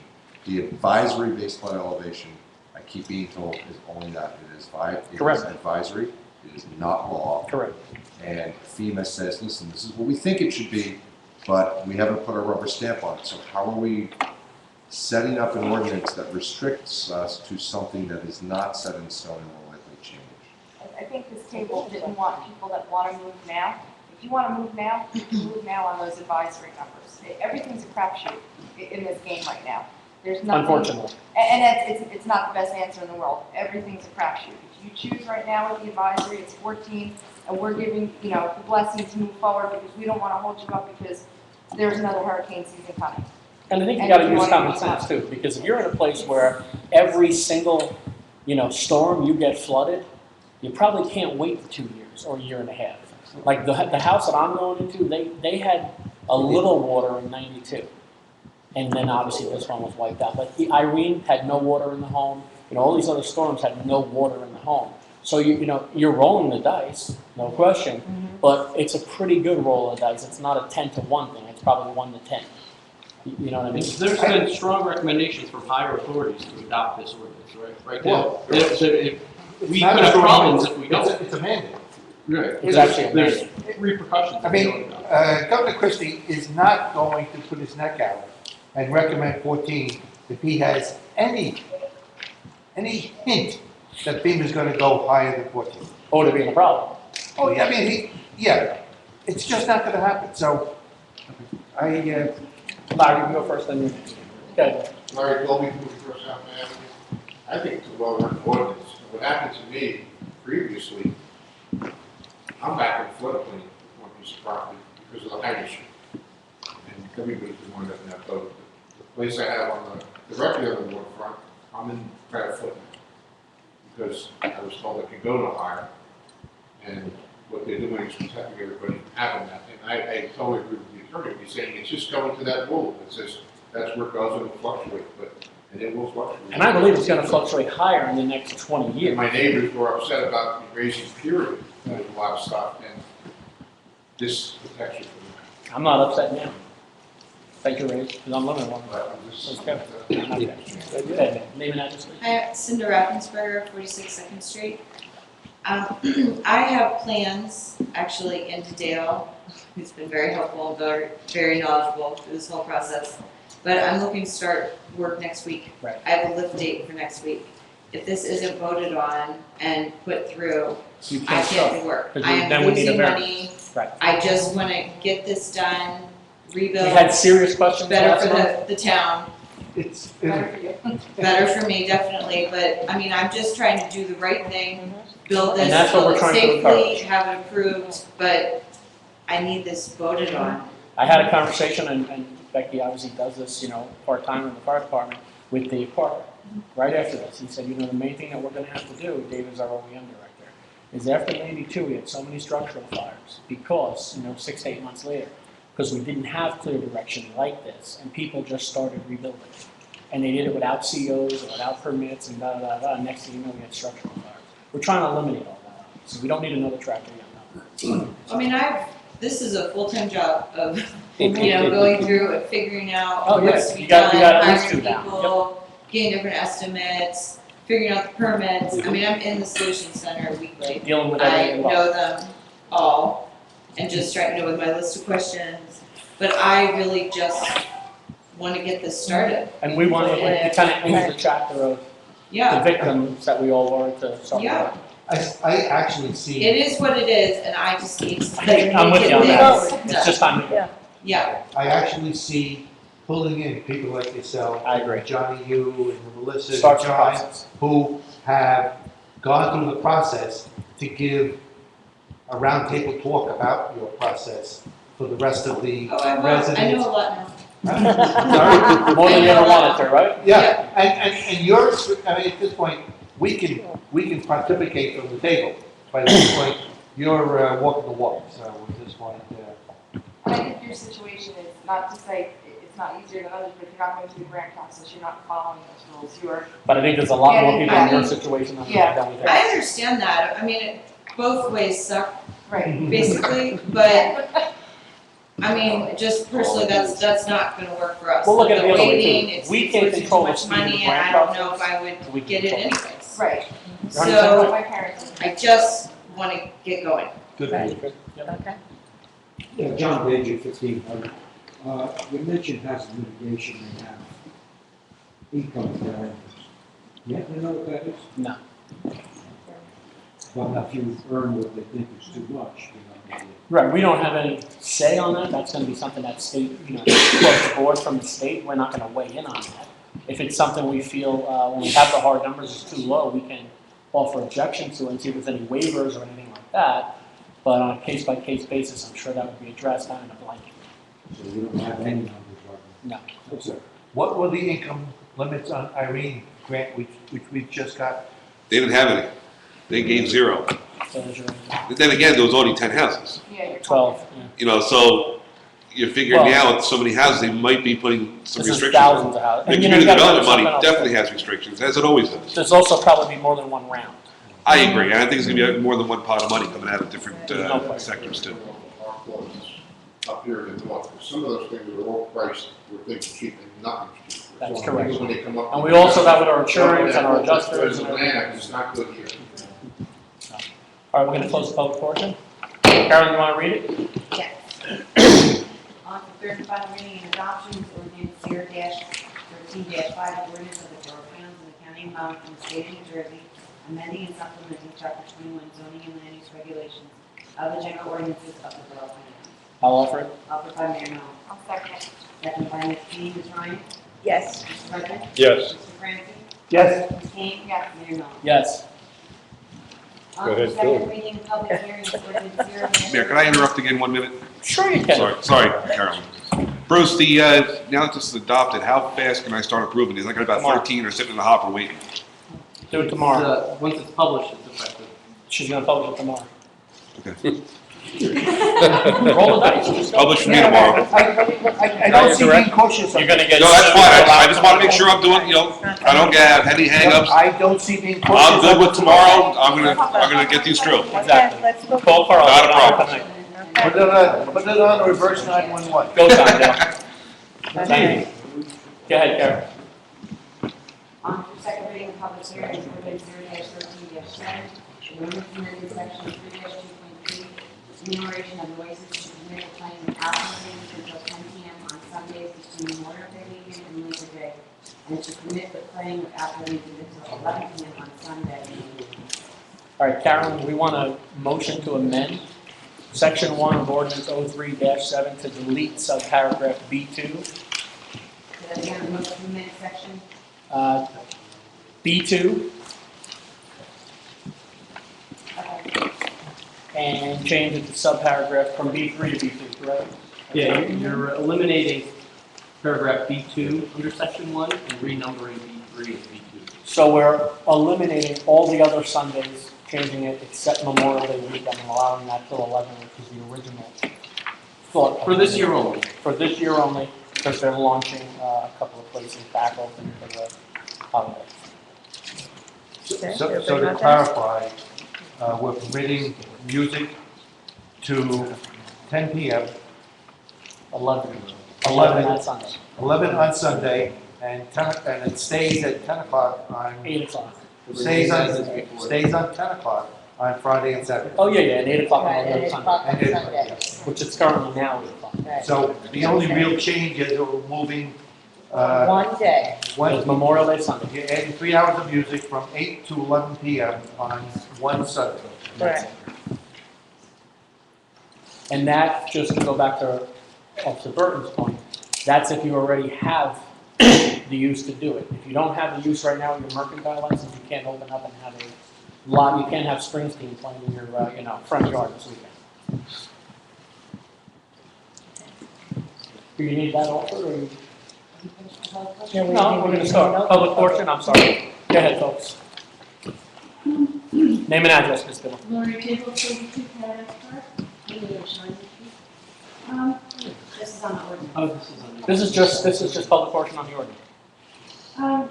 My comment at the previous meeting when this was introduced, this prohibits at a certain time, and then the next paragraph prohibits at another time, but at no point does it say that it's permitted. Okay, all we're doing is the current, all we're doing I'm is saying the, that it doesn't say what you want it to say. okay. Mr. Your current ordinance, everybody agrees that it permits music at certain periods. All this does is change the time of that ordinance for on one Sunday. You know, it doesn't do that. It prohibits it at one time, and it prohibits it at another time. It doesn't amend. Okay. I understand your question, and I gave you my answer. If you want me to talk with you further about it The borough privately, wishes to I'm happy to do permit. that. Okay. Okay, anybody else on that? Secretary of Financial Rate, I'd like to thank the council for eliminating number 2, which, as you may have read in my email, I found literally beyond comprehension that this council would support making our lives more difficult in the neighborhoods affected by these bars. What I'd like to hear from Chief Wood, if he's prepared to do that, is are our police officers going to start actually ticketing businesses who are already violating the 10 o'clock limit with regularity? I want to add one thing on it to you. Also, when this was talked about for just this one Sunday, the recommendation or request was that 2 Highlands police officers be hired by Windency, who knows is going to have a thing that night, to make sure we had no nonsense at that time. Moving forward, obviously. Moving forward, if you remember last summer, I gave several presentations on this. So if you want to come see me tomorrow, I will. I'm not going to go through that whole spiel again. I fought this to death, and I'm not going to keep doing it. I'm sorry, I don't understand what you're saying. It's a simple question. It's not a simple question. It's a Right, lot more complicated than that. I've been through it time and time and time again. I'll give them presentation after presentation. No, there have been, I and know, I- because I've been with the court, there has been tickets, there's been summonses. There's been some tickets, Businesses? some, I'm not. Some, Very some few. did, and some had very few. conversations with, when they had to reapply for ABC also, if they had amounts. I can't really open up everybody's file and tell you privately what's going on, but there's definitely been tickets issued. Is there, I'm sorry, Kim Sparky, 315 Shore Drive. Is there a way for us to find out how many phone calls were made in reference to the violation of the noise ordinance with the bands and just the loud iPod music from the restaurants going on past the time you're supposed to stop? How many phone calls were made to the police department? How many times the officers actually showed up? And how many times they actually wrote tickets? I think that data would be more relevant moving forward than back, because I think half of the, like, I don't think Havana's gonna be there this summer. I don't think you're gonna have the same amount of people living there Memorial Day weekend that lived there last Memorial Day weekend, unfortunately. So I think the data from last year. That's fantastic. I won't have to worry about it at 11 o'clock on a Sunday No. night when we're out at the concert anyway. Just tell them, But when Havana opens up, I want to know. if they open up. I'm going to be optimistic. When Havana or somebody else opens up in that restaurant and they decide I can't make it on my food and beverage program, I have to blast my music through the entire neighborhood. I want to know when it's 8 o'clock on Thursday night and I call the police, are they going to show up and are they going to take it? And I want to know, where do I get the information from last summer so that I have a basis going forward for my complaints? Is that something we have on file? That, Do we break that out separately? I gave that last summer, that last fall, I gave that all out. Right now, I'm not prepared to give it out again, because right now we can't. Because of I gave it last summer several times. Like, so we've been through this. We gave it to public. To everybody, I gave them presentations on exactly the numbers. We always show up, always, and I advise people time and time again, sign your own complaints. I'm sorry, And they- Officer, or Chief Blewett, but after all the, I must have missed that meeting when you said we could sign our own complaints. Can you, do I just have to go to the police department that night, the next morning? The municipal clerk, the court clerk. And then what happens? They just, It goes to the court, municipal court. And Joe, I'm sorry, you guys do a great job, and I'm not criticizing our police force, but, I called multiple times last summer about noise of the wind and sea, and many of my neighbors did too. And your officers were responsive. I asked what happened afterwards. They said they went there one particular Sunday and were told by the management of Windansea the Windansea had no idea that there was a limit on live music outside at 3 o'clock at night on Sunday. Wow, if they said that, That's what I was told. And then your officers came back the following Sunday, same problem, and I was told the tickets were written, which I really appreciated, but that didn't stop the problem. And my concern, putting aside Memorial Day weekend, is that we don't have the resources available to support shutting it down at 10 o'clock. It's already not being shut down at 10 o'clock in many of the businesses, many of the bars that are playing music. So I just think that all of you need to consider that. I know that you're all aware of it, but it's not just Windansea, it's Havana, it's Off the Hook, it's the Tiki Bar in the parking lot of the C Street. It's town-wide. And there has to be repercussions from businesses that repeatedly violate our noise limits. And I don't see that. I'm sorry, I didn't see any liquor licenses being modified last year to address the problem. Certainly, the Windansea's liquor license was modified last summer, even though the problems were consistent over the previous year. So I know that your police officers are stretched to the limits, Joe. It's not a criticism of you at all. I just want to know that with this conversation happening right now, that you're all on board with the residents of this town, trying to create some balance between the rights of the businesses, which I fully support, and our rights as property owners. I am struggling to decide if I want to move back into a home where I can't sleep in my own bedroom on Friday and Saturday nights. Well, the I ordinance. want to understand what's going to change for the people in Shrewsbury Avenue and all these other neighborhoods to make this a place that we want to live again. Right now, it's a code issue. 10 o'clock it has to stop. Joe. That's on Friday and Saturday. Friday and Saturday, 10 o'clock. They hear music, they go in. If it's past 10 o'clock, give them a ticket. Right now. Done. Right, but Kevin, that's not happening. I'm trying to get it happening now. How much is that ticket? I do not right now, I'm not a, It's a sliding scale depending upon frequency. It can get pretty steep. see, it's against an ordinance in town, so it should be enforced. So we have to enforce it. 10 o'clock, no more music. Simple. Friday and Saturday nights. Friday and Saturday nights. And just for the record, it's not just bands playing outside, it's the bands playing inside with the windows open. And or That's DJ. still outdoor music. And or DJ. They are playing, right? So it's not just the live music at the tiki bar behind the business, it's the big band they have until, 1, 2 o'clock in the morning. I don't want to minimize what anyone's All saying. the Friday music. and Saturday night, because I assume they have DJs down there. Yeah. How many calls do you get on a typical Friday? Not, last summer, before the hurricane. It depends, though. Well, I had the figures last year, like I said. I don't remember off the top of my head, I apologize. I'm sorry, Joey, I wasn't. We did get complaints. Were they every week? No. Were they a lot? We got more complaints, I think, for fighting and yelling in the street, which we made a lot of arrests on. Getting loud music. And loud I know you music. made a lot of arrests on that, because I saw the And reports. it was to a point where we went down, told them to turn it down, and generally they did, or. How many times did you have to go and back to the same spot? I'm not picking on Windy City. I would say over the course of a whole summer? No, in the same night. Generally not in the same night, no. I mean, not in the same night. Let's through the summer, absolutely. Let's start with Yeah. sending a letter from the mayor and council, Carolyn, to all the people who, the businesses in town that have music and live bands and DJs, that reminding them what the current ordinance is. And that Right, what my problem is, and I really appreciate what you're saying, it's Well, not it just goes- outdoor, right? That's what I'm saying. I said anyone that has music. Right now, I DJs. don't think they think there's any ordinance that. That's why prohibits them I from want doing to, what first they thing you want. have to do is tell people what it is, because they can always say I didn't know, Correct. right? So the first thing you have to do is send them a copy of it, and tell them what it is. But But if the you next have thing an is, ordinance that has a decibel level restriction as a general we matter. changed it a couple times, that means it's hard to enforce that. We don't have this one. Our ordinance talks about noise plainly audible at 100 feet. That's the criteria. And the time.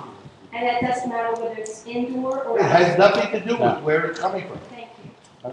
Or what's generated. Because I live 300 feet from Windsea, and I can hear that band playing until 2 o'clock in the morning every Friday and Saturday night. And if there's police officers parked in front of the Windsea, which they are every weekend, they have to be able to hear it too. What Joe has to give us further clarification on the concept that there would be more enforcement if citizens wrote out a complaint compared to the police officers writing out the complaint. I don't understand that. Because there are times when we go down there, and It's not happening when you're it there. may not be happening when we get there, and they'll swear to God it happened, and it probably did, and they turn it down before we get there, or it stops, and then we leave, and they might turn it back up. When you leave, Right, when we leave, but that happens quite right. I have to say, I'm skeptical because we hear the noise way far away, and it's continuous. Well, I'd like to have a discussion with the council at the next agenda, the next council meeting. We can discuss some other issues. Okay, but fine. let's do this, at least, let's send a letter. Tell Well, them we don't- what the we'll do it. ordinance is We'll and send a letter. reinforcing it. We'll send a letter. And, what the ramifications are if you don't abide by it. We'll send a letter. Because like they said, one of the officers said to Anne Marie, they didn't know. I don't believe anyone doesn't know They for a knew. minute, but the Absolutely reality is know. now you have a mechanism to know they know. They know. That Sunday, they didn't get a ticket because They they know. claimed they didn't know. They didn't know. And this next weekend, the same problem. So the letter is sent from this table with the chief's, involvement, then everybody Yeah. knows. Is the first step. This lady's been had a hand. Okay. Thank you, yes. Name and address, please. Larry Southern, 1 Portland Road, number 21. I just want to add a new flavor to this ordinance issue as far as quality of life. There are motorcycles, I live right next to up the hill. And on a regular basis, on Sunday mornings, they come. And I don't know what the decibel level is, but I guarantee you, if it were to be measured, it would exceed it. So that's another quality of life. 2 o'clock in the morning when people leave, no, that's not music. It's the drunks, it's the rowdies, it's the shouting. And I think if there were a police presence just doing some laps and people know at 2 o'clock, I know you can't be, you don't have enough people to be in every bar that we have in Islands. Unfortunately, this year we have those bars and restaurants open. Maybe it is possible at 2 o'clock the police can be a little. I don't know if it's possible, but I'm going to put it as a request, because that 2 o'clock is just as obnoxious as the music. 5 o'clock on a Sunday afternoon is music, and it's so loud, not all the time, but it happens enough where it's loud. Yes, my doors are closed, yes, my air conditioner's on, and I'm still there. So to me, that's exceeding an acceptable noise level, and that's at the allowed hour.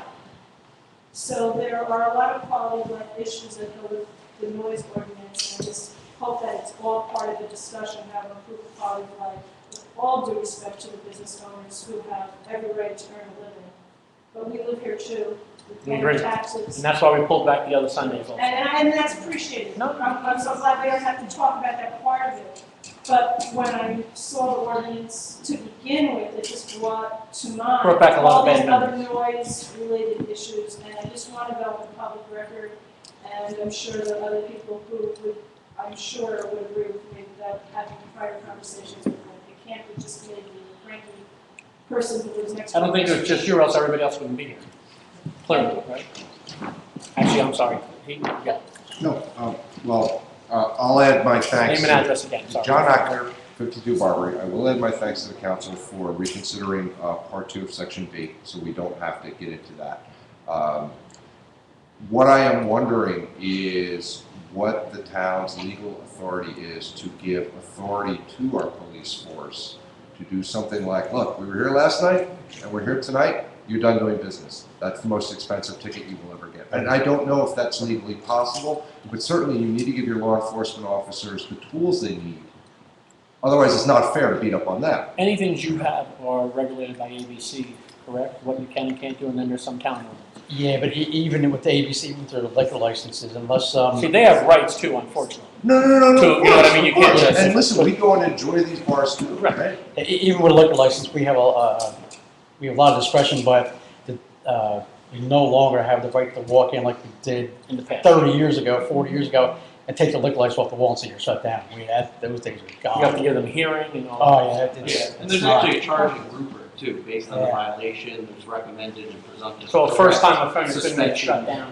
There's criteria. I don't think we want them shut down, right? No, we don't. No, We don't. we want them to survive. Yes. We just want a balance. Mayor, let's swear to these But John, we have comments. to have the talk. We have to talk to them. Yeah. These comments, while important, deal with quality of life, they're a little astray of the public hearing regulation now, which is based on the. What the ordinance is in front of us. So since we don't have the ordinance. Recipe it to public portion? This, I have. Oh, you can ask anything you want in public portion, yeah. I just want to also thank you for the Sunday, taking out all Sundays all summer long. I'd like to speak to the woman who lives on Portland Road. I live across the street from Havana and suffered all last summer and all the summer before. And it was last summer when I was at almost every council meeting complaining. Because while yes, it's nice that they're going to end at 11 o'clock Memorial Day, like I said, I'm not going to be home that Sunday, and they'll be done supposedly at 8 o'clock. I don't know what to do in the middle of the afternoon. We're still cleaning our house. My boyfriend works in the kitchen. He's working late Saturday night. We get up Sunday morning, and we have to figure out how to clean the house.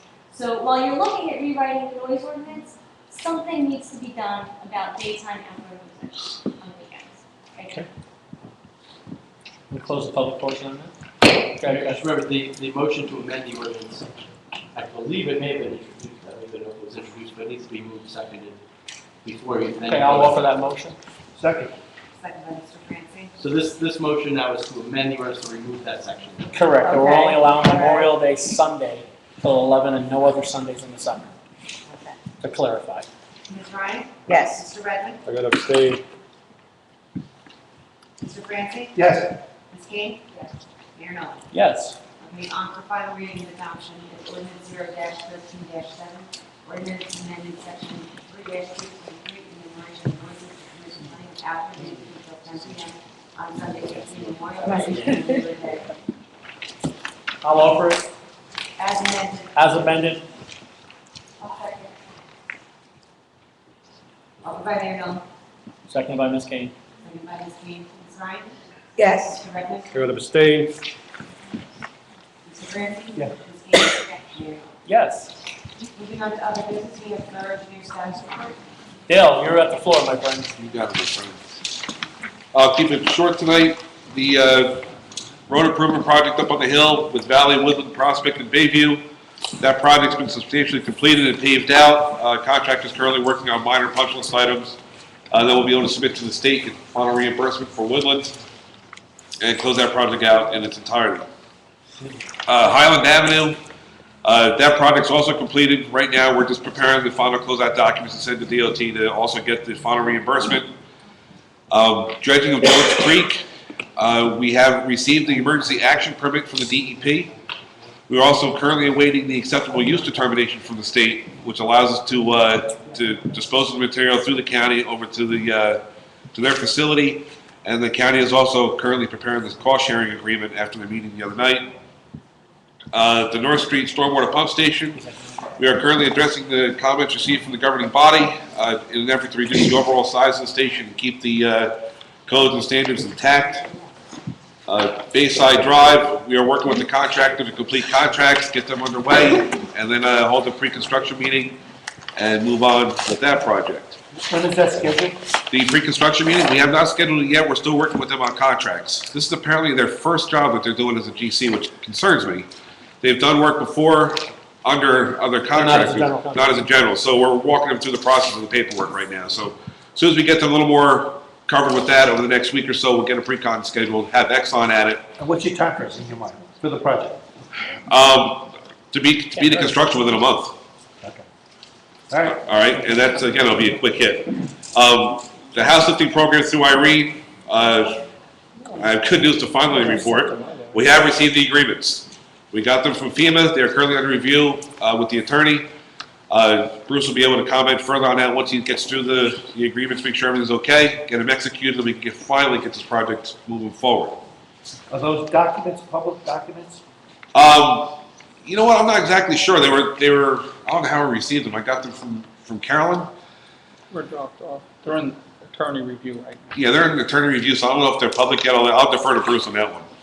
I don't think they would be now while I'm reviewing them, but after that, I don't see why they wouldn't be, unless they fall to some exceptional over. And then the final, my final comment tonight is the DOT local aid app that we submitted last year for Shore Drive between Waterwich and Locust Street. The state has come back favorably on that project and is awarding the borough $200,000 towards the resurfacing of that road. Phase 2, right? Yes, that'll be a phase 2. Okay. And that's it on my report tonight, unless somebody has any questions. Is there any questions for Mr. Lubner from the table? Yes, where are we with the North Street pump and backing that down? I stated that. I don't know if, I guess you were discussing something. I'm sorry. No, that's okay. It's I all apologize. good. My No, bad. it's all good. Right now, we're still looking at we're addressing the comments given by the governing body, trying to back the station down to size and also maintain codes and standards to keep our reimbursement intact. Now, there's been talk around between the council members, I don't know how official we need to talk about, but we're thinking about leaving those plans as they are, and at this point getting pumping services to come in and just replace the, restore the existing pump, all right? And whatever limited use it is, with automatic controls, and get rid of the $10,000 a month. Yeah, that's their pump too. And yeah, and so they're not going to be very hot to trot to get rid of that pump. Exactly. And in 2 months, we will have paid for this. 4 months, we will have paid for a new pump. Right. So if you want me to leave those intact for now, we'll keep them intact. Until we get further direction, that's up to you. I mean, we can still proceed, looking at at reducing the size. That's, I'll leave that up to the governing body. I'll take my direction for whatever you guys want to do at this point. And so at this point, we haven't talked to Tim to go get pumping services to set up that contract. But I can certainly. I think that's the way the council feels. Yeah, we've been Is talking that a fair about that. statement? Mr. Francie, if it's acceptable to council, what I can do is I can actually reach out to public service and express the interest to just get the station up and running again. Correct. Which you're familiar with the other stations in town, and get a cost estimate for them to do that. Well, you gave us that estimate of 40 grand. That's when the station was still there. Station Well, The station's gone. you know, so you would still need Let's something. be careful what we need to restore. Absolutely. I mean, at this point, freestanding controls without a building is gonna work. Exactly. Just as long as there's enough protection for the controls themselves, the pump, you know, obviously the pump is the pump. All right, let's talk about that a little bit. Fine. Okay. Thank you, Dale. Mayor, I need to weigh in on one Please, item that sir. Dale brought up, on the hazard mitigation program. I've spoken to bond counsel, and we're gonna need to do a bond ordinance to push that, program through, because we're gonna need to authorize debt to fund the program until reimbursements start to come back from FEMA. Okay. All right, so when we have an executed contract with FEMA, then we need to move forward with the actual ordinance, and depending on how that agreement is structured, whether or not we need to go to the local finance board for any type of approval for any waivers of a down payment we may wish to seek. Okay, do you need us to do any type of ordinance on that, or is it a case by case? Well, I just need you to basically authorize me to move into the ordinance once we get to that point with the state and FEMA, whoever's gonna sign the documents. Mr. Frank has a question for you. Go ahead. This is a $1.2 million program, and I'm very comfortable with Dale and T&M as the technical side of it, but administering the program, I think there's an accounting capability that needs to be, somehow has to be run like a business. It has to be run like a checkbook, a personal checkbook. I mean, because at this point, there are commitments that the homeowners have to make. There's got to be monies collected from the homeowners. Their ICC money has to be signed over to the town. That whole process is, I personally don't think Dale has the time, but, you know, at this point. Well, and I don't know who, and maybe the question should be directed to Tim, who's essentially directing this program. How are we going to manage it? Well, wait, let me jump in first, and then you can go to Tim. We talked about I see the, you know, the preliminary grant agreement, and from there I see the numbers that are the grant side, and the borough's got to come up with their side of the funding. If you're talking about adding another level of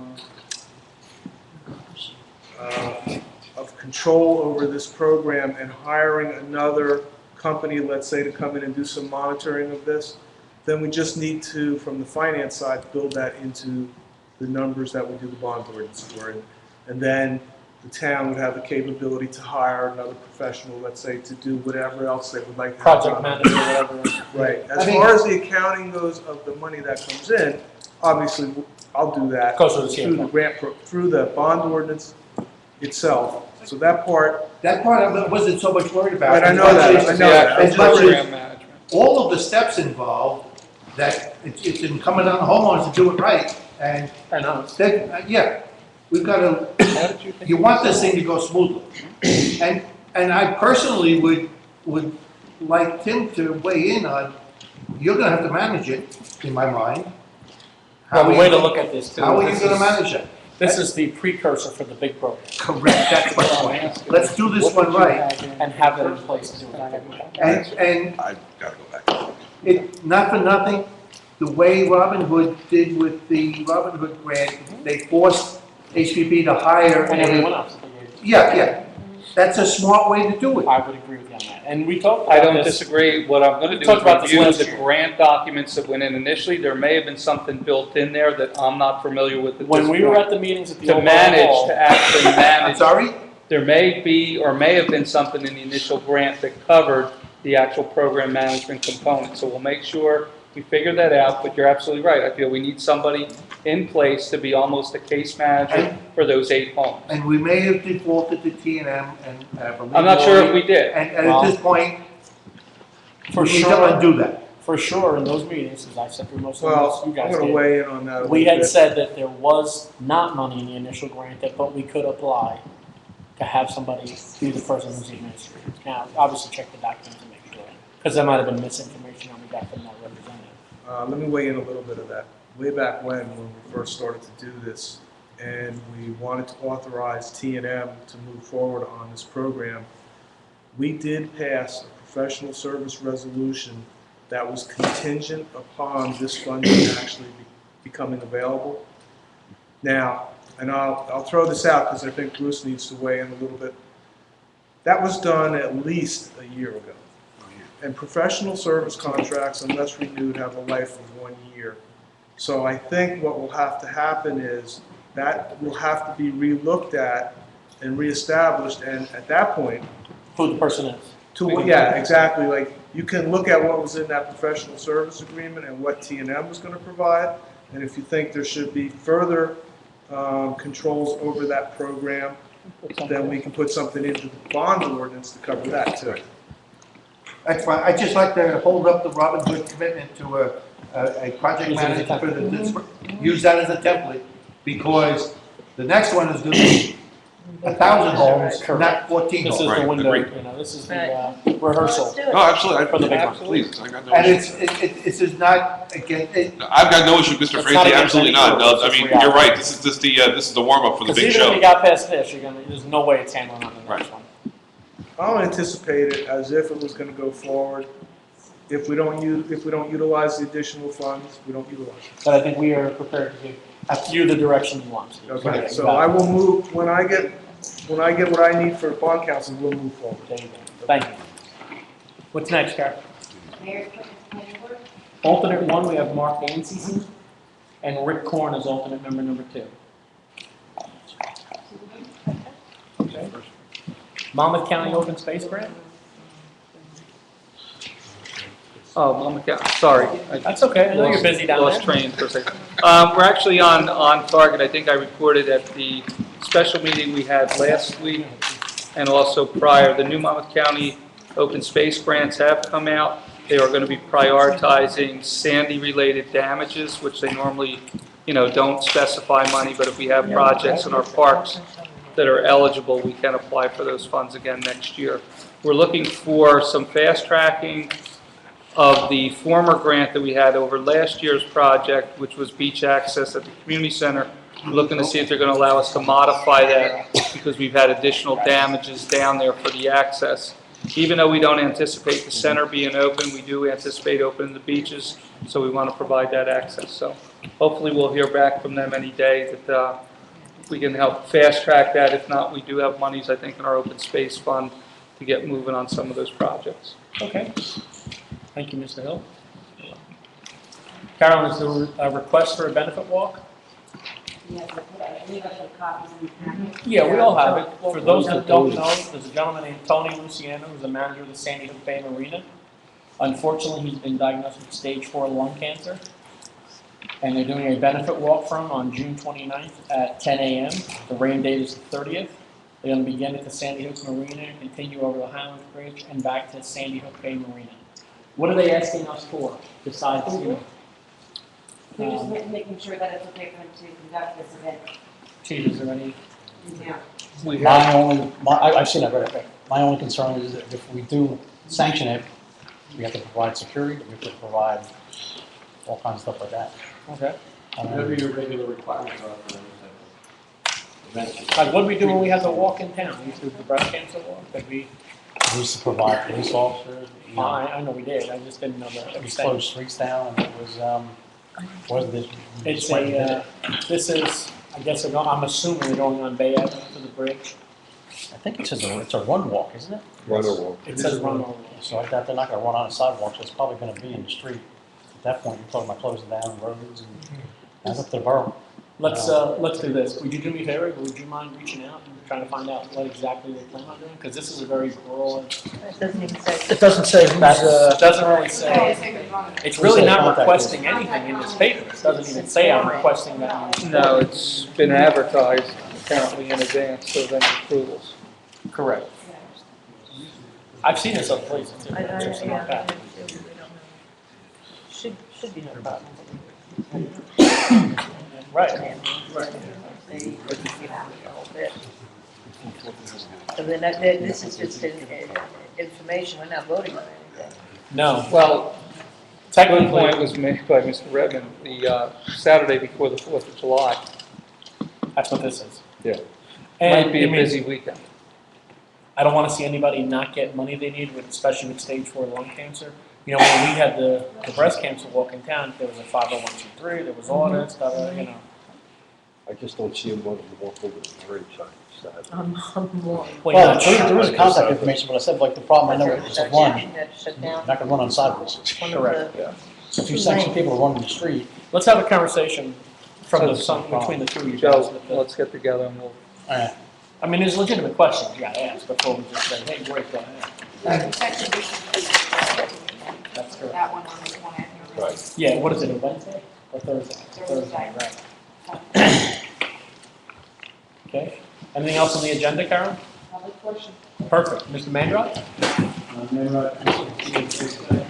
This is for Dale. Dale, we're gonna pay Bayside Drive the same amount of money. Yes. Well, could you make arrangements to get the telephone pole on the corner of Matthew Street and Bayside Drive replaced before they pay? I'll take a look at it and see what I can do, absolutely. I called him the other day, but the wire was just about going across my one driveway there and started hitting my truck. I gave him about 45 phone calls in the last year. The year before, I gave him about 50 phone calls. They sent a guy up from Ohio to look at it, and I missed him with a shovel. I was measuring 2 inches, the pole was on a slant, it was blacktop. So he said he fixed that, so he took a hammer and broke the blacktop and told me I didn't have to measure it no more. That's great. I missed. But, Call back. They don't want to fix the pole. And I'll take a look at it. Ran away, pulling the wires out of my house. I'll take a look at that. There's 2 poles, one on Matthew Street, right down from Bayside. All right. Anything else, Mr. Mandrop? That's it. Okay. Kim? I'll pass, thank you. Okay. Melissa? Thank you, Mayor. I'm sorry, 52 Barbary, correct? I actually have one question and sort of one request. I don't know if the mayor's familiar with the amendment that Senator Landrieu had initiated to really reevaluate and vote again on the flood insurance. Yes, I actually got a copy of it emailed to me today. Okay, so I I believe guess- Red Bank sent it to me today. Okay. Someone in Red Bank that I know. Right, and my understanding is that Senator Menendez has been a big supporter, so I didn't even get to read it, to tell you the truth. I got it like 3:30 today. Okay, so maybe if the mayor can provide an update, sort of if there's anything that the town is sort of doing, you know, as far as conversations with the senator, as well as other senators within New Jersey, that would really sort of The only thing I can emphasize- tell you, what I talked to today, I talked to Congressman Pallone's office about 2 things. We have the issue, obviously, in our county and many others with these abandoned homes that are owned by banks. So we have a contact with the New Jersey Bankers Association, and we have a senior vice president who sent us back a letter and let us know, like every other walk of life, there's 90% of their members are probably upstanding, well-run banks, and they'll do everything they can to help us once we bring it to their attention.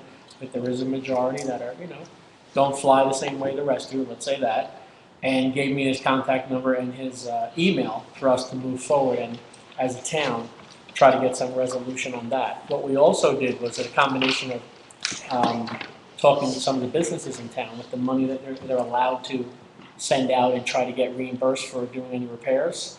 They told them that they cannot get any money at the state level because the federal mandate says you have to ask for the money before you start, even though they were trying to do the repairs to get over for Memorial Day. So Governor Christie's office recommended we talk to Congressman Pallone's office, and we did on both of them. We're trying to come together to try, because that will then be the facilitator of helping people who did their houses too, or started their houses, so they don't lose out if they already started.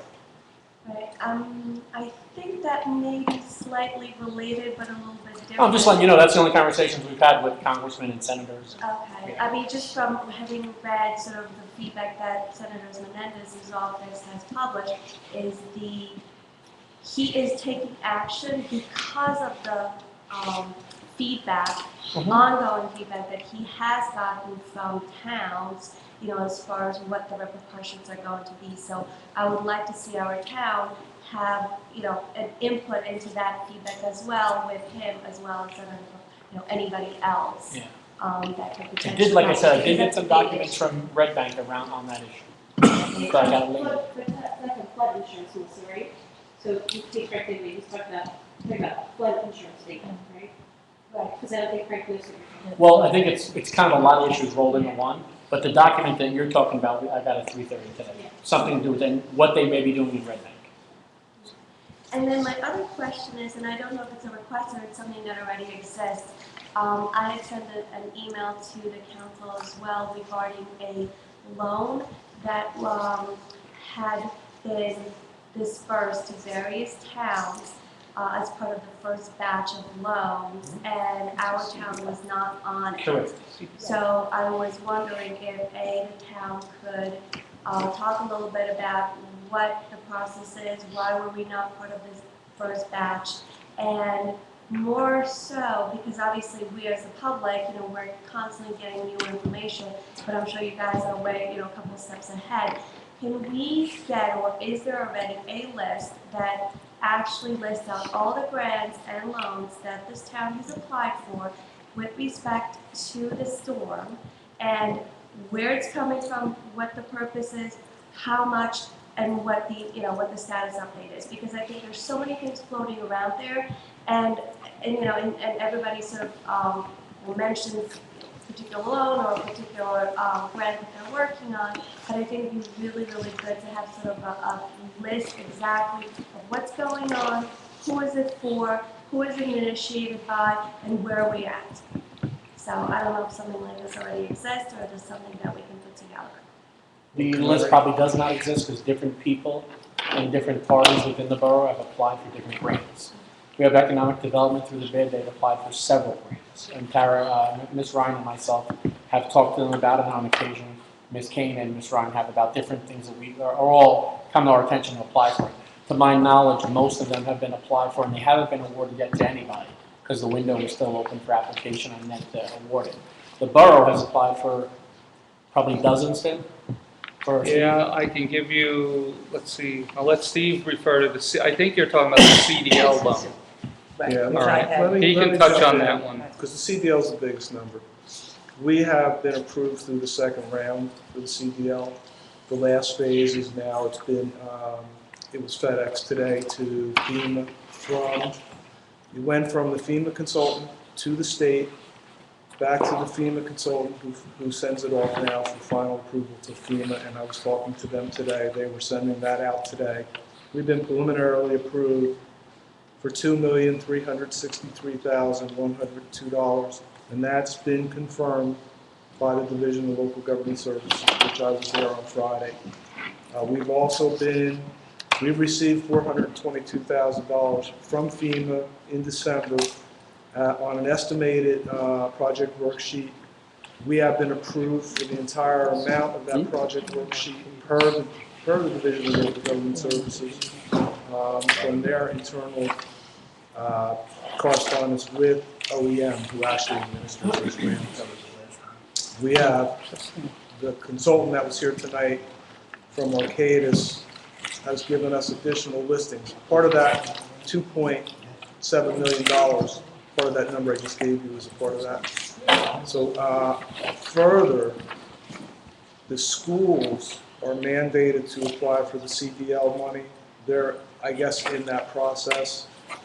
On top of that, we've been notified, I was notified Friday and confirmed again today, because there was questions about this. We're going to apply as a town for community development block grant as a contingency if the schools are denied the CDL money to help stabilize the school tax rate, okay, on both schools.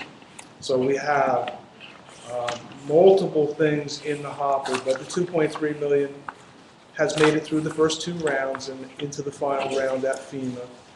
Why it's not on the list, I couldn't tell you, but the state has a list of everybody that's in this whole process and in the approval stages, and we're on that list. I was there Friday and had that confirmed.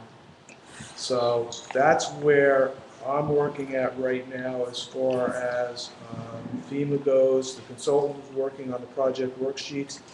So we have lots of things in or in process to FEMA and emergency management. And like I said, we've already received $422,000. The state has confirmation we've been approved for the entire amount of those project worksheets that we had submitted early on as estimates. So there is, lots of things happening, lots of money being applied for, some already approved. So we're moving forward on everything, and I think we're looking pretty good as far as that kind of money goes. We're looking pretty good in the pipeline. Now, before that first list came out, I think that first list that came out, was it Monday or Thursday? I was told that we weren't on the first list and we'd be on the second list as an approval within 30 days of the first list. So let's hope that stays. And again, you guys are doing a fabulous job, and I know there's so many different efforts. I think what's happening is that there's really not a clear-cut accounting of what are the different grants and programs that are being applied for, what are they being applied for, who is doing the applying, and then how much money and where is it going.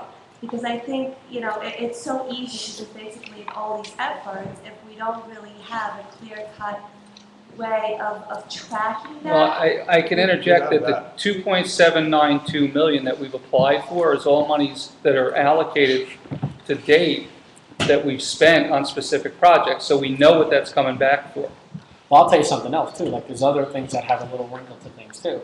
Like we've had people that come to town and donate their own private money, whatever they want to do with their own private money, but then also made us aware of companies, which I had no idea. Some have grants you can apply for certain things. And the business development person for the bid is doing that as the bid for certain exact projects. Like they will only give their money to one exact thing, no matter how bad everything else is. And they're applying for all those things. So that is basically on their books and stuff like that. So that's why it's... And that would be a one-off project. Yeah. I'm talking about and there's probably a dozen of them going. What the administration is doing in general for the town. Because whereas I think everybody knows sort of, from discussions, I think as citizens, we don't really have a clear-cut understanding. Can't touch it.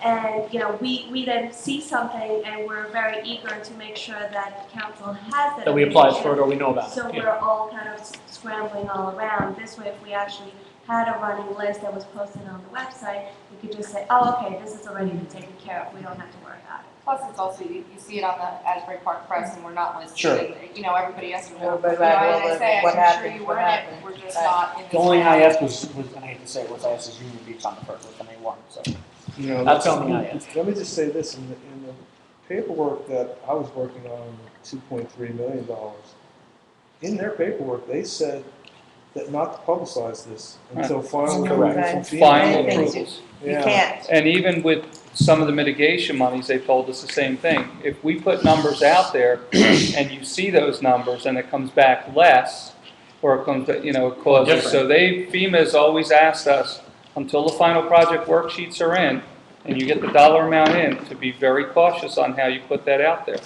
Many granting agencies, agencies, right? Because Well, obviously it's not. many granting agencies request that privacy.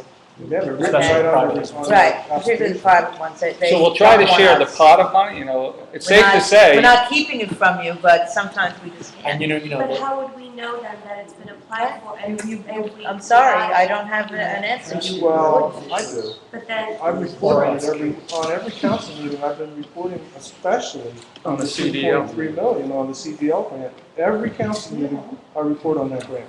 No, In public. I was just responding to the private grant. Oh, the private, okay, that I don't know. And the reason they want to have it totally confidential is because if they gave us 500,000, there'd be 10 towns asking tomorrow, where's my 500,000? You know what I mean? So. No, I understand that. It's just again about. No, it's a good point. It's a good point. Don't get me wrong. Okay, thank you, Melissa. Carol Bucko? I have several questions which pertain only to the town and not anything else. Have you done anything about the reduction in the sewer rates? We just paid over $47,000 sewer bill for our complex for 40 people living there. And I was just wondering, since we're paying for 168 units, So we'll see. I mean, it's 55 versus 45. Okay, and we're 55? We're 55. well, that doesn't ever change. I mean, it's set for the year, that's it. No, I'm saying the actual number. I can bet you this is the last year. Well, I have to ask about that too, because those lines in the valley, are they big enough? Yeah, what are the size that you went out on that spec? 8 inch. The same size as the force main. We're replacing 8 inch with 8 inch. And is it gonna be a force main as well? No, no. That's the big benefit, the hidden benefit of Highlands, is that we no longer have to pump the 6 miles to Atlantic Highlands. We have to pump the quick check and then it's downhill from there. It is good news. Are you going to do anything about these surveys? Carol, I don't know what we can do right now. We're paying the same cost ourselves. Well, I understand that, but. I don't think there's anything we can do short term, but we're gonna get committed to charging sewage by water, by potable water intake. And as we go forward, however we run the sewer authority, that's going to be a goal. However we run the sewer authority after January 1 is going to be a goal to get that implemented. Well, and you're, like Chris is saying, since we started these meetings about a year and a half, 2 years ago now, everyone understands the main thing has to be a reduction in rate, not just for this 6 months because we don't have it, moving forward permanently. I think that you pay half the rate in Middletown right now than you'll be paying in Highland. So, I mean, we're not doing anything. We are committed to it, but there's nothing going to happen between now and relative to rate between now and January. But the long-term fix is there. It just seems to me that, we're paying for 168 sewers and we only have 40 in use. It just seems like a lot of money, in addition to our major. And to be honest with you, it's a flawed system the way it's set up. You should have always been paying for use and not a connection. Right. And that was the main goal for the last 5 years of getting rid of the sewer authority and everything else that we're doing. And also to decrease the rate that you're paying, whether it be connection or, by use. I just don't think you can continue to blame it on the sewer authority because it's not really the sewer authority. Anyway, my second question is, my second question was over lines, big one. My third question is, where's the police station? We're not telling you.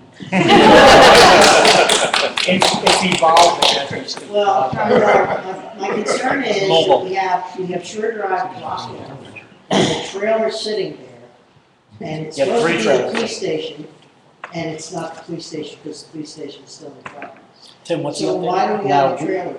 We moved into, started one of the trailers yesterday. They already started moving. We ordered We gotta do signs communications issue. so people know where the trailer's And at. the full transfer is supposed to take place next Tuesday. We have to shut down all the systems for the whole So borough don't anybody do anything stupid. for about that. communication. I shouldn't have told them like that. Right. Communications have to be totally shut down. We have to transfer from the borrowed system that we had, communication system that has to be obliterated and shut down by the tech folks, and then we can get everything up and running. They're number one on the list. Okay, now I have another police question, and that's why, when a resident makes a complaint, why can't the police file the complaint? Why must the resident take the time and the responsibility? depending on what it- They've already filed the complaint with the police. Well, you're not filing you're talking about two different things. Complaining is not a complaint. Reporting something is not a complaint. You're talking about a But if you complaint. report something and it deserves a complaint, why can't the police file it? Well, as to whether it deserves a complaint or not, sometimes it is up to opinion also. Well, I know years and years ago, I signed Title 39, which allowed the police to enforce all the laws of the town within the condominium complex of Bayview. And it has never been enforced. No, we're not going to run radar in Bayview parking No, lot. yeah, I'm not worried about running radar, but, you know. Carol, what, I mean, I hate to ask the question, what's going on there that has to be, Well, right now, nothing. okay, fair enough, but what was happening before, that the cops, it was a police issue, I'm not trying to be funny, I'm just Well, trying I to mean, understand. for example, suppose somebody parks in the fire zone. Okay, And report it to the police. Well, you can file a complaint against them, but we can't do it. Why? I don't understand that. when they I got never there, when the understood. police got there, was the person parked there? Yeah. Okay. No, we can do that. And they can. Like, I think, They don't. what, They don't. and I don't want to speak for Joe, but I think what he was saying, if someone makes a complaint about, for example, the music is too loud and they show up and it's not. Well, I don't see why they can't file that complaint. We have a complaint that the music is too loud. I don't see why Do you they have can't. Well, I think the eventual problem is when you get to court, the person signing the complaint would be your witness, and the question would be, did you hear loud music? And the officer signing the complaint would be like, no, it's quiet when I was there. So you want the person's person, name on the complaint. You can't do that. well, then they still They have have to to go to sign court a and be. Well, that's okay, but at least, Yeah, but you know as well as I do, people don't show up. anyway. Okay. That's it? I can't read the name, I apologize. 12 Seadrift? I think the gentleman might have left. It's only one name. Anne Marie Curie. A few things. Joe, since you started speaking earlier, somebody who's watching the live stream found on a website somewhere that last August, when you gave one of the reports that you were referring to, since July 20th to this point in August, a month later, there were 38 calls in the Shrewsbury Avenue area, 19 of which were directly attributed to Wind and Sea.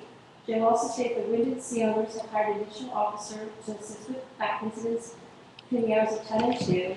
He further summarized that with occupancy limit of 300 inside and an additional 100 outside of the tiki bar, all of which leave approximately the same time, which is 2 a.m. One additional officer is somewhat outnumbered. This crystallizes the problem better than I could have said it. We have 400 people pouring out of the Wind and Sea at 2 o'clock in the morning. They're not using valet parking because they're not willing to pay the money to get their car out or tip the guy. There are police presence in front of the Wind and Sea, which is greatly appreciated, but there's no police presence outside the perimeter of the Wind and Sea.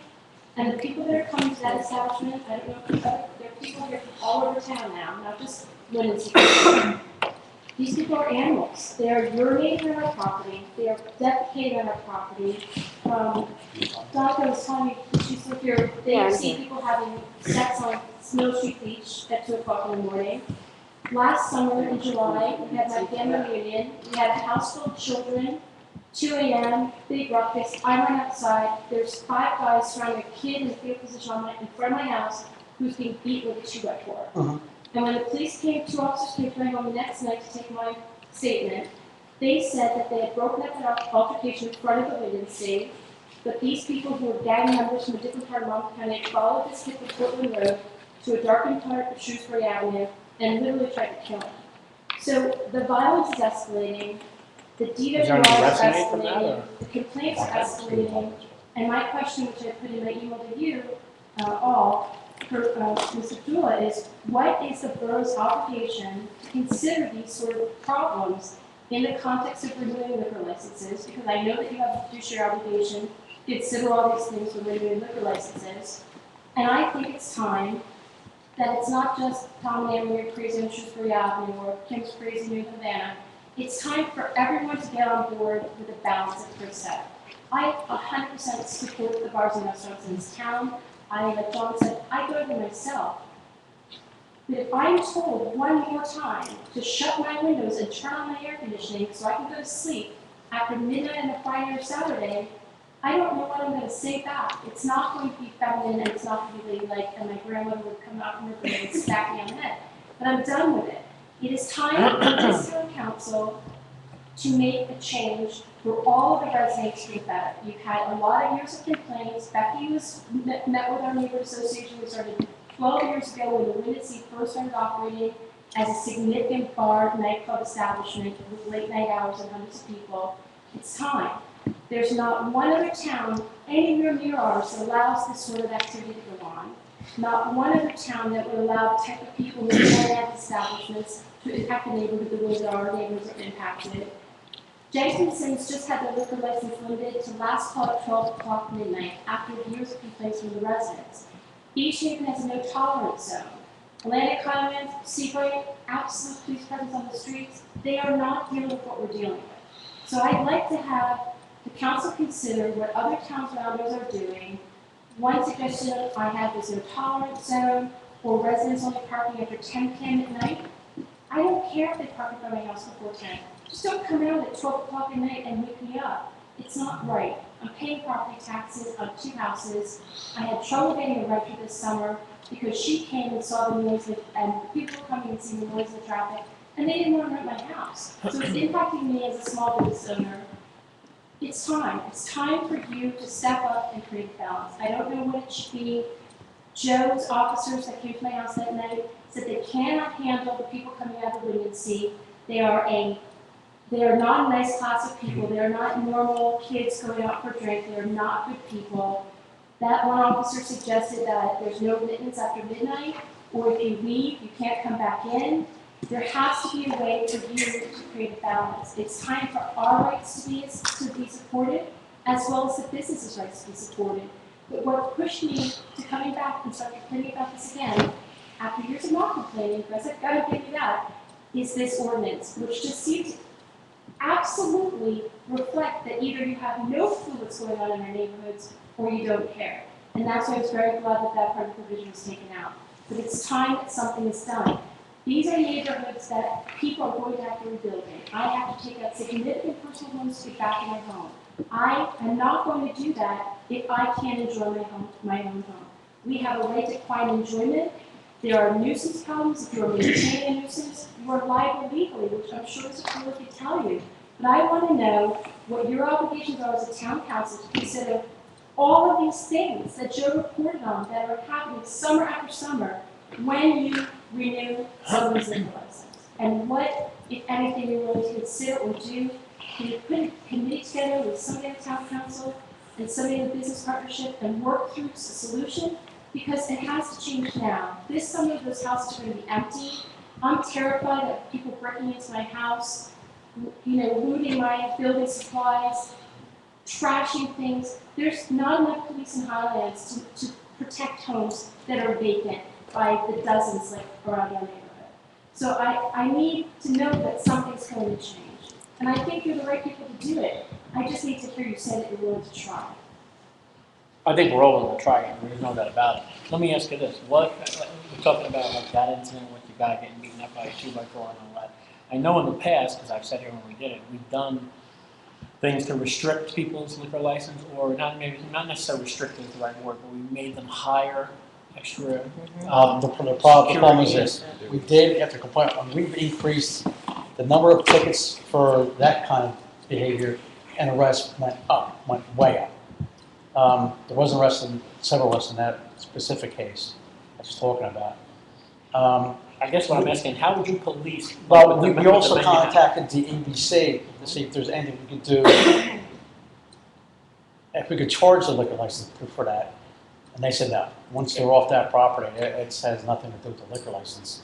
I mean, it has nothing to do with some of the recommendations Marie's talking about. But as far as charging for that kind of incident, they told us we just can't do it. Now, like But if Point Pleasant can limit last. Oh, yeah, no, I'm not saying that. No, he's not saying that. I'm not saying that. I'm saying we wanted to see if we could Yeah, no, go after the bar for that You kind of guys incident. can't They handle said this, no. Joe. There's too many bars in town. How would you And our handle, well, the bars people is coming in? How would you handle, or could you? It's not a Can we knock. hire summer cops? How do you, well, we're talking about that too. There's a designation we need from the state to do that. You not only allow a certain amount of people at a certain time, but how would you handle the no remittance? How could you even police that? Because if somebody roads down, you know what I mean? You change your hours, you make it a one-way door after a certain time. Yeah, but how could Joe, we can make any law you want, how can Joe? It'd be very hard to Hoboken. How many cops we got in Hoboken? 100? That's what I'm saying. They have probably the, 20 blocks to come in. We have Place that said 20. nobody goes in after midnight. Tom's gonna sit on his deck with binoculars and call Joe every time somebody goes to that bar. And Volunteers. It's such a scary story. I will sit right next to him with my own binoculars. specials. Will you- If we have to start a neighborhood association again, I would or say, something to instead of a help you. remit, I mean, if the council was to consider something like that, the remittance thing would just be unenforceable. It'd be a waste of time. Yeah, to lower, to change a closing time, that's a whole other story. So what is that, what does your data suggest that does? I'm saying if you closed it earlier, that we could enforce, but no remittance, that's just. you just And what couldn't about do a no tolerance zone? it. We write a lot of tickets, make a lot of arrests for that, but that's not gonna make a difference. Without, Do Okay, you what honestly more think manpower, that there's no it will more. make a difference? Because there are towns that you don't go into and cause a ruckus because you know you're gonna get. Well, we knew that growing up too, when we were younger. yeah, but like I said, the point was, they're allowed to pay, but like, unlimited amount of stuff is allowed to have. We talked about Why this, are this we is, limited at specials? Title 40. we don't have, You're allowed to have 25%. what is the designation of resort area? I forget the name, but. We have to request from the attorney, actually, coincidentally, we talked about this before the meeting started. Yeah. Joe's getting me the exact wording on it. There's a designation you can get from the Attorney General that they've told us, or told Joe in the past. If you have it, you have it, you don't, you never get it. Yes. But, we're gonna see if we can, see if they can move on that, where he'll be allowed to hire a lot more specials. And obviously, we have them all working nights in the summer, not 3 o'clock in the afternoon. I mean, that would be common sense. You wanna put together something you can, I'm not asking you on the spot right now, I know it's just, something that you can really, I don't wanna put together something you can enforce. Right. Well, can't you give us residents only parking after 10 p.m.? And then. Again, I want it to be something that he can enforce. I don't wanna have a guy. Tickets on cars without permits. Yeah, but that I would say that's a good idea, but that's gonna address that's not gonna address the problem. I think the problem has to go right to the source.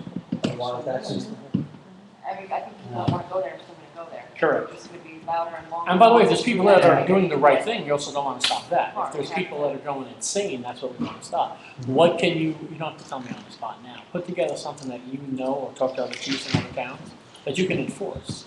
And all the ramifications, I understand we have. I polled over a dozen noise ordinance last year, and well,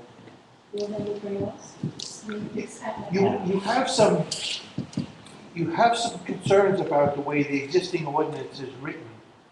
And you want to talk about it. That's what you said earlier in the meeting tonight. Do we have to have that talk first? And then? Yes. Yeah. Then let's have that talk. Let's schedule it, the next, we have a meeting Wednesday, right? We have a meeting a week from tonight, a special meeting that we didn't publish yet, but we did. But I'm not sure what the noise ordinance has to do with people leaving the bar trunk. We're not saying it does at all. That has nothing. What I want, right now, the argument has been made for the 10 years I've been here, that there's ordinance that are on the books that cannot be enforced across the board. Right or wrong? There's been a lot of arguments. Am I right or wrong? So That's all I'm wrong. asking you to do, I don't want to make another ordinance, That's or wrong. we, that you can't enforce, and I'm not putting it on you. But let's get on the same page, and if you tell me we need to do A, B, and C to enforce it, then it's our job to do that or not. Right? I think even visually though, something like no tolerance zone signs like beach haven, That might be on part of Joe's recommendation. think twice before they're screaming down our street. They might think twice before they go to somebody's yard. That's it. Well, why are these businesses able to overserve the way they are without having any repercussions? I mean, Well, that has to That's be, another that has to whole be issue, documented yes. and enforced. But how, I mean, is that documented through DUI numbers or is it documented through, problems? The other challenge is, do they get the DUI here or in the next town? And we don't know. You know what I To mean? that point, You you still proved can. during Hurricane Sandy that it's very easy to control access to this car by motor vehicle. And Sure I it don't is, know what with legalities are the for- 24 guys we had filling But in. it's, right, but it's also, Joe, you would certainly know better than any of us, but how many minutes does it take to run a DUI checkpoint? And make the point, You bars. can't run the DUI checkpoint in Highlands. Why not? Because there's 15 specific points you have to do to cover that, and we don't have the geographic location to do it. I'm sorry, 15 points meaning requirements to do it Yes. legally, or? 15 criteria through the state to run a DWI checkpoint, and nowhere downtown Highlands do we have the ability to do that. Geographically? Yeah. Okay. What So about even at if- the entrances, just like we did coming in and out of Highland? No, Let's not forget, we also have 24 people backing up our police who do a great job. I'm not knocking them, but Yeah, no, we had National we Guard, looked into sheriff's it, I looked into it, officers. but it's just, we, in Highlands, you geographically can't do it. Okay. You actually have We to had a do it in garbage Seaboard or truck, land. press truck. I was just thinking, you know, if you send a message to the bar, Yeah. listen, hey, you know what? No, I get the idea. It's not a one answer to this. Yeah. It's got to be a multiple point answer. I'm in 263 Big South Drive. How about like a few years ago, we had problems with the Van City, we had fire department, fire inspector checking on capacity. If you did, I'm not saying that's something you shouldn't do, but you're still not changing the issues. There's more than one issue. You still have an issue of people coming out. Let's say you have They 150. come out, they all make noise. Frank, the They problem see is our after businesses whatever. aren't afraid of Capacity too, enforcement. one of the issues. Businesses are not afraid of enforcement, and they don't actually self-police in any way. They are over-serving people, they are letting hundreds of drunk people come onto the streets at 2 o'clock in the morning, and then it's all of our problems. They've made their money, they're letting people walk out the door, either limit a liquor license, so if Jenkinson's can get limited till midnight, our bars can too, if there's repeated problems. That's your call. That's up to you. I think if we're going to limit it, it's got to be across the board, not pick and choose. That's not true. My opinion. No, I'm saying my But opinion. not all bars. I'm not saying legally, I'm saying my opinion. It's fine with me, but every town around here, Delmar shut down the noise and the drunks. From Pleasant Beach, shutting down the noise and the drunks. All of this beach towns that I grew up in being bad in, no longer let me bad. So now we're all being there a little bit, and now I'm the old person who doesn't want to go on my She wrote the book. We can't get too far. I don't disagree with you. I just want to speak to Jenkinson's because I followed that story last year because a coworker actually worked at the tiki bar. That was shut down. They are open till 2 in the morning. They never were limited to midnight. But I believe as part of the settlement negotiations, and it actually came back with a hurricane because they paid to agree from the boardwalk. But I think as part of the negotiations, they have to pay for an extra police force. They paid more money. I don't know if you can say what it's for, but they definitely have to pay more money. My other suggestion is, can we link up with Seabright? Because they have some parking lots on 30, some of their private businesses have parking lots on 36, or maybe Middletown and UC's Point Talk about Plaza, DUI. and do DUI checkpoints there. There's pretty much only 2 ways out of Or Highlands. the county. Not our town. You can't go to another town and do it, No, but you know what? and then they're funded. Word gets out. Once the DUI is out, it's public knowledge, it's in the newspaper when it's DUI. You know what, I gotta be honest with you, You're not gonna as far as that goes, I mean, we made, last year, we made a lot of arrests, issued a lot of tickets for the urinating in public, for fighting, for yelling, tons, and it doesn't do a lot. People know they go down there, they come down and get drunk anyway, and they do it again. Now, is there an issue then, Joe, is there an issue with the We need court? the money, Yeah. right? We Yeah. sure need the money, so Is the bring them court all the in same? and fine them up to them too. No, generally no, I mean, generally no. Do we got to tighten up an ordinance or two, or? Yes, well, I think we need to talk to Joe, and I think he needs to give us a proposal Yeah, on some things right. that could ease the burden for the residents. Okay. So my other question again was, I think the liquor licenses are up for renewal, is it next month? June of every year. Is it June? Okay, That'll be next month. so do you have an obligation to take into consideration the number of complaints, the number of tickets, the number of all of these things before you renew liquor licenses? Yes, we do. And do we have an obligation to dispense whatever the punishment is evenly? Yes, we do. We're not going to obviously punish somebody the same severity that had no complaints as someone that does. Yeah, I'm sorry, dispense. If we have even 10 if people, not- if we have 10 people that are renewing liquor license and 9 have no issues, they don't have a problem. I'm not I'm suggesting saying that that's they are. right. I'm suggesting that you have a duty to consider nuisances in our neighborhoods and limit the nuisance in the context of renewing liquor licenses. We have a right, a legal right to find enjoyment of our property. We are not able to enjoy our property. You're fleeing on Sundays. I'm sleeping in my back bedroom downstairs with 2 air conditioners on Saturday night so I can go to sleep. You know, that's not quite enjoyment. I'm not able to utilize my own legal rights to my property because they are a nuisance, and there has to be a way to shut down the nuisance, and I think unfortunately it's your legal obligation to do that. It's not unfortunate, it is. Yeah, It's not unfortunate, it's just part of the deal. okay, but I don't know what's gonna happen between now and June when you go renew these liquor licenses, but I think the answer, something has to be done. Clearly. And Joe is gonna give us the first step next week. We're gonna talk next week, I think. Yes. The first step comes after that. Yeah. Yes. He wants to weigh in on several issues. I appreciate We clearly don't want to make a policy that's unenforceable. So I it has to Because come there's so from many the that are right it. now. No, I agree. You clearly give me a popcorn Saturday night, I'll be more than happy to go out and do it. But Make me a special, I promise you. They will be quiet. Lisa, 164 Linden Ave. I will. Lisa, 164 Linden Ave. They will. Jennifer Olson, Nothing. Miss Dibble. Lori Dibble, 32 Paradise Park. I have two quick, well, one is a very quick thing, and then another is something that I'd like to bring up. On Locust Street, right now at Paradise Park, they have put up cones and things to stop people from turning around there, and a lot of the residents on Locust Street are having a really hard time because they can't, there's no place for them to turn around. Who's they, Miss Dibble? They put them up. Three of the homeowners on Locust Street asked me, No, you're saying they put up cones. Who put up the cones? Mr. Bowman, Okay. to block access to Paradise Park. But that is Locust Street, goes all the way through there. And there should be some way so that people on that street can turn around. Okay, have you seen the cones? I've Have you gotten any calls? We looked at it, technically that easement was granted to that property owner. He owns that property. So it's not. Hang on. Go ahead, Mr. Hill, I'm sorry. When we looked at the property in question, the easement was granted to that property, and the property owner owns from that point on. Okay, that's what I just wanted to make sure, because the people there would really like it if there's a way that they could turn around down there. The property owner. But he owns that property.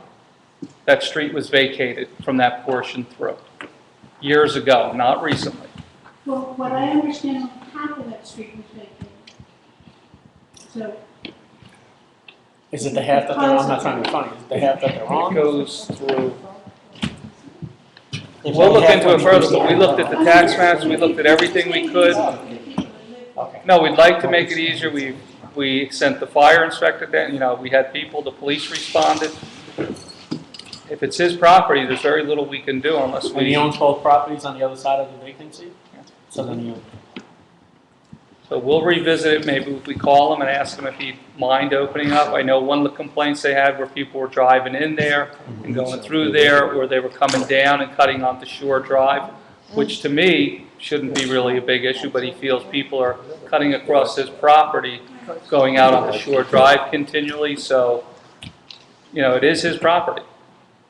What was the other question, Ms. Dibble? okay, so now my other concern is, I noticed here in executive session that you have a discussion of the creation of redevelopment plan, and I know that the bid through their economic development group has been working on trying to get these sorts of, some sort of a redevelopment plan together.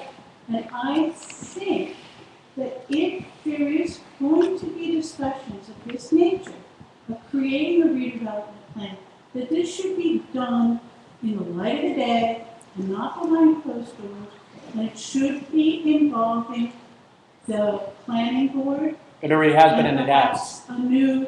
It has been and it has. Let me just finish. Sure. Perhaps a re-looking at the master plan, because any kind of redevelopment plan doesn't just impact the businesses, it impacts the residents. And people who are looking to rebuild or raise their homes or those sort of things, they want to know and they want to have input in what's coming down the pipe. If what's coming down the pipe is pure village style development down at the end for, in that area, people are going to want to know that. If you think there's a problem with wind and sea right now, if you have a totally different kind of development in this town, you can have huge problems.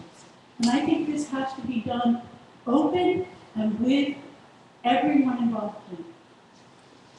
We already did that. We had the zoning ordinance, which was done through the planning board probably over a year and a half, and the council. and we did a tax abatement. So that was our redevelopment plan that's already out there and was public at least a dozen meetings. What you saw in the executive session is that what people want to do is put those ordinances together with the tax abatement and our vacant inventory properties and make a media packet to send out and try to get interest in people spending money and redeveloping our vacant lots and condemned homes. Okay, and, but. But now Pier Village clearly wouldn't fit into our zoning or anything like that, so there's no plans for that. Sorry, I'm sorry. I didn't hear you, I was talking. I'm saying that other plans would be put together in other places as well, or other. We are not putting together any plans as a town council right now in any way, shape, or form. The master plan does not have to be revisited for at least another, 4 years? 4 years? When And does the master plan have to be redone? another 4 years we have They to. extended it, I think it's every 10 years. It's every 10, I think Yeah, it's. the last time we did it was 2006, so we have until 2016. So roughly 3 years. Okay. But Pier Village wouldn't happen here because it's not in the zoning that currently exists. If anyone wanted to do anything over and above the zoning, they gotta go to the zoning board and get a variance, which is public knowledge also. Okay. Okay? Cindy Raffensperger? Huh? Tom, 80 Shrewsbury? Tom Walczewski, Shrewsbury. Back to basically with the CDA where we live in, parking. Again, we say about parking. I have a problem. I just said, John knows I've called many times. The valets, not people, are parking on the sidewalks. I mean, this is not an uncommon occurrence. This is every weekend. I call officers, I've seen officers come, look, and drive away. That's unusual. I called last Friday because it was ridiculous. There was 3 cars, you couldn't walk. My wife and I could not walk on that sidewalk. George Rock would come down, within, I would say 6 minutes, they were all gone. He moved them all. He made them move. I have a lot of respect. I appreciate that. Something's got to be done. It's ridiculous. These are valet parkers who are doing this. They're parking on the sidewalk. I mean, I got to take it out of the dumpster in my driveway. These people, they don't care. They don't get away with it. And not only here, Miller Street parking lot, that whole parking lot, sometimes, I don't even know how to get out of the parking lot, but they're actually parked in the driveway. So you can't get, they got to jump the sidewalk. Something's got to be done with the parking. It's ridiculous. I mean, I've got the pictures to show. I mean, they're parking, and it's every weekend, and on Friday. I mean, Friday, Saturday, Sunday. This is not reasonable. It's not even, and the valets don't care. They don't care because they know nothing's going to happen to them. They just park on the sidewalk. So I don't know what Joe can do. I mean, I know officers come down, but there's no ticket being issued. They get a chance to move the car, which, okay, that's fine, move the car. But eventually it's got to stop. I mean, they got to give, like you said before, warning. Give them a warning, give us the next time they're going to get towed. Then maybe they'll stop doing this. This is against, we live in this neighborhood. I pay taxes on 2 houses, Anne Marie. This is ridiculous. We can't even park our own cars. So, I mean, something needs to be done. I don't know what Joe can do. I mean, like you said, he had just X amount number of officers. But something needs to be done with this. Thank you, sir. Mark Garno, 55 Barbary.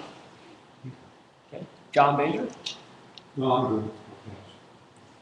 John from 52 Barbary? Yeah, John McNamara, 52 Barbary. Follow up from the meeting 2 weeks ago on 2 quick points. One, we had discussed the possibility of finding out whether there is a way to formally object to whether it's FEMA, the DEP, whomever, about the V-zone rating and just having it on record in some written form. Whether we've had an opportunity to identify a way of doing that. Didn't we say we weren't objecting because it's advisory, not a set? Yeah, since that meeting, the working maps are due out by the end of this week or next week, and then we'll know much better at that point whether the V zone is still going to stay in play. Now, will that be available on FEMA's? It's like a cartographic site. Not yet. It's just for right now. They're just releasing it for municipal officials.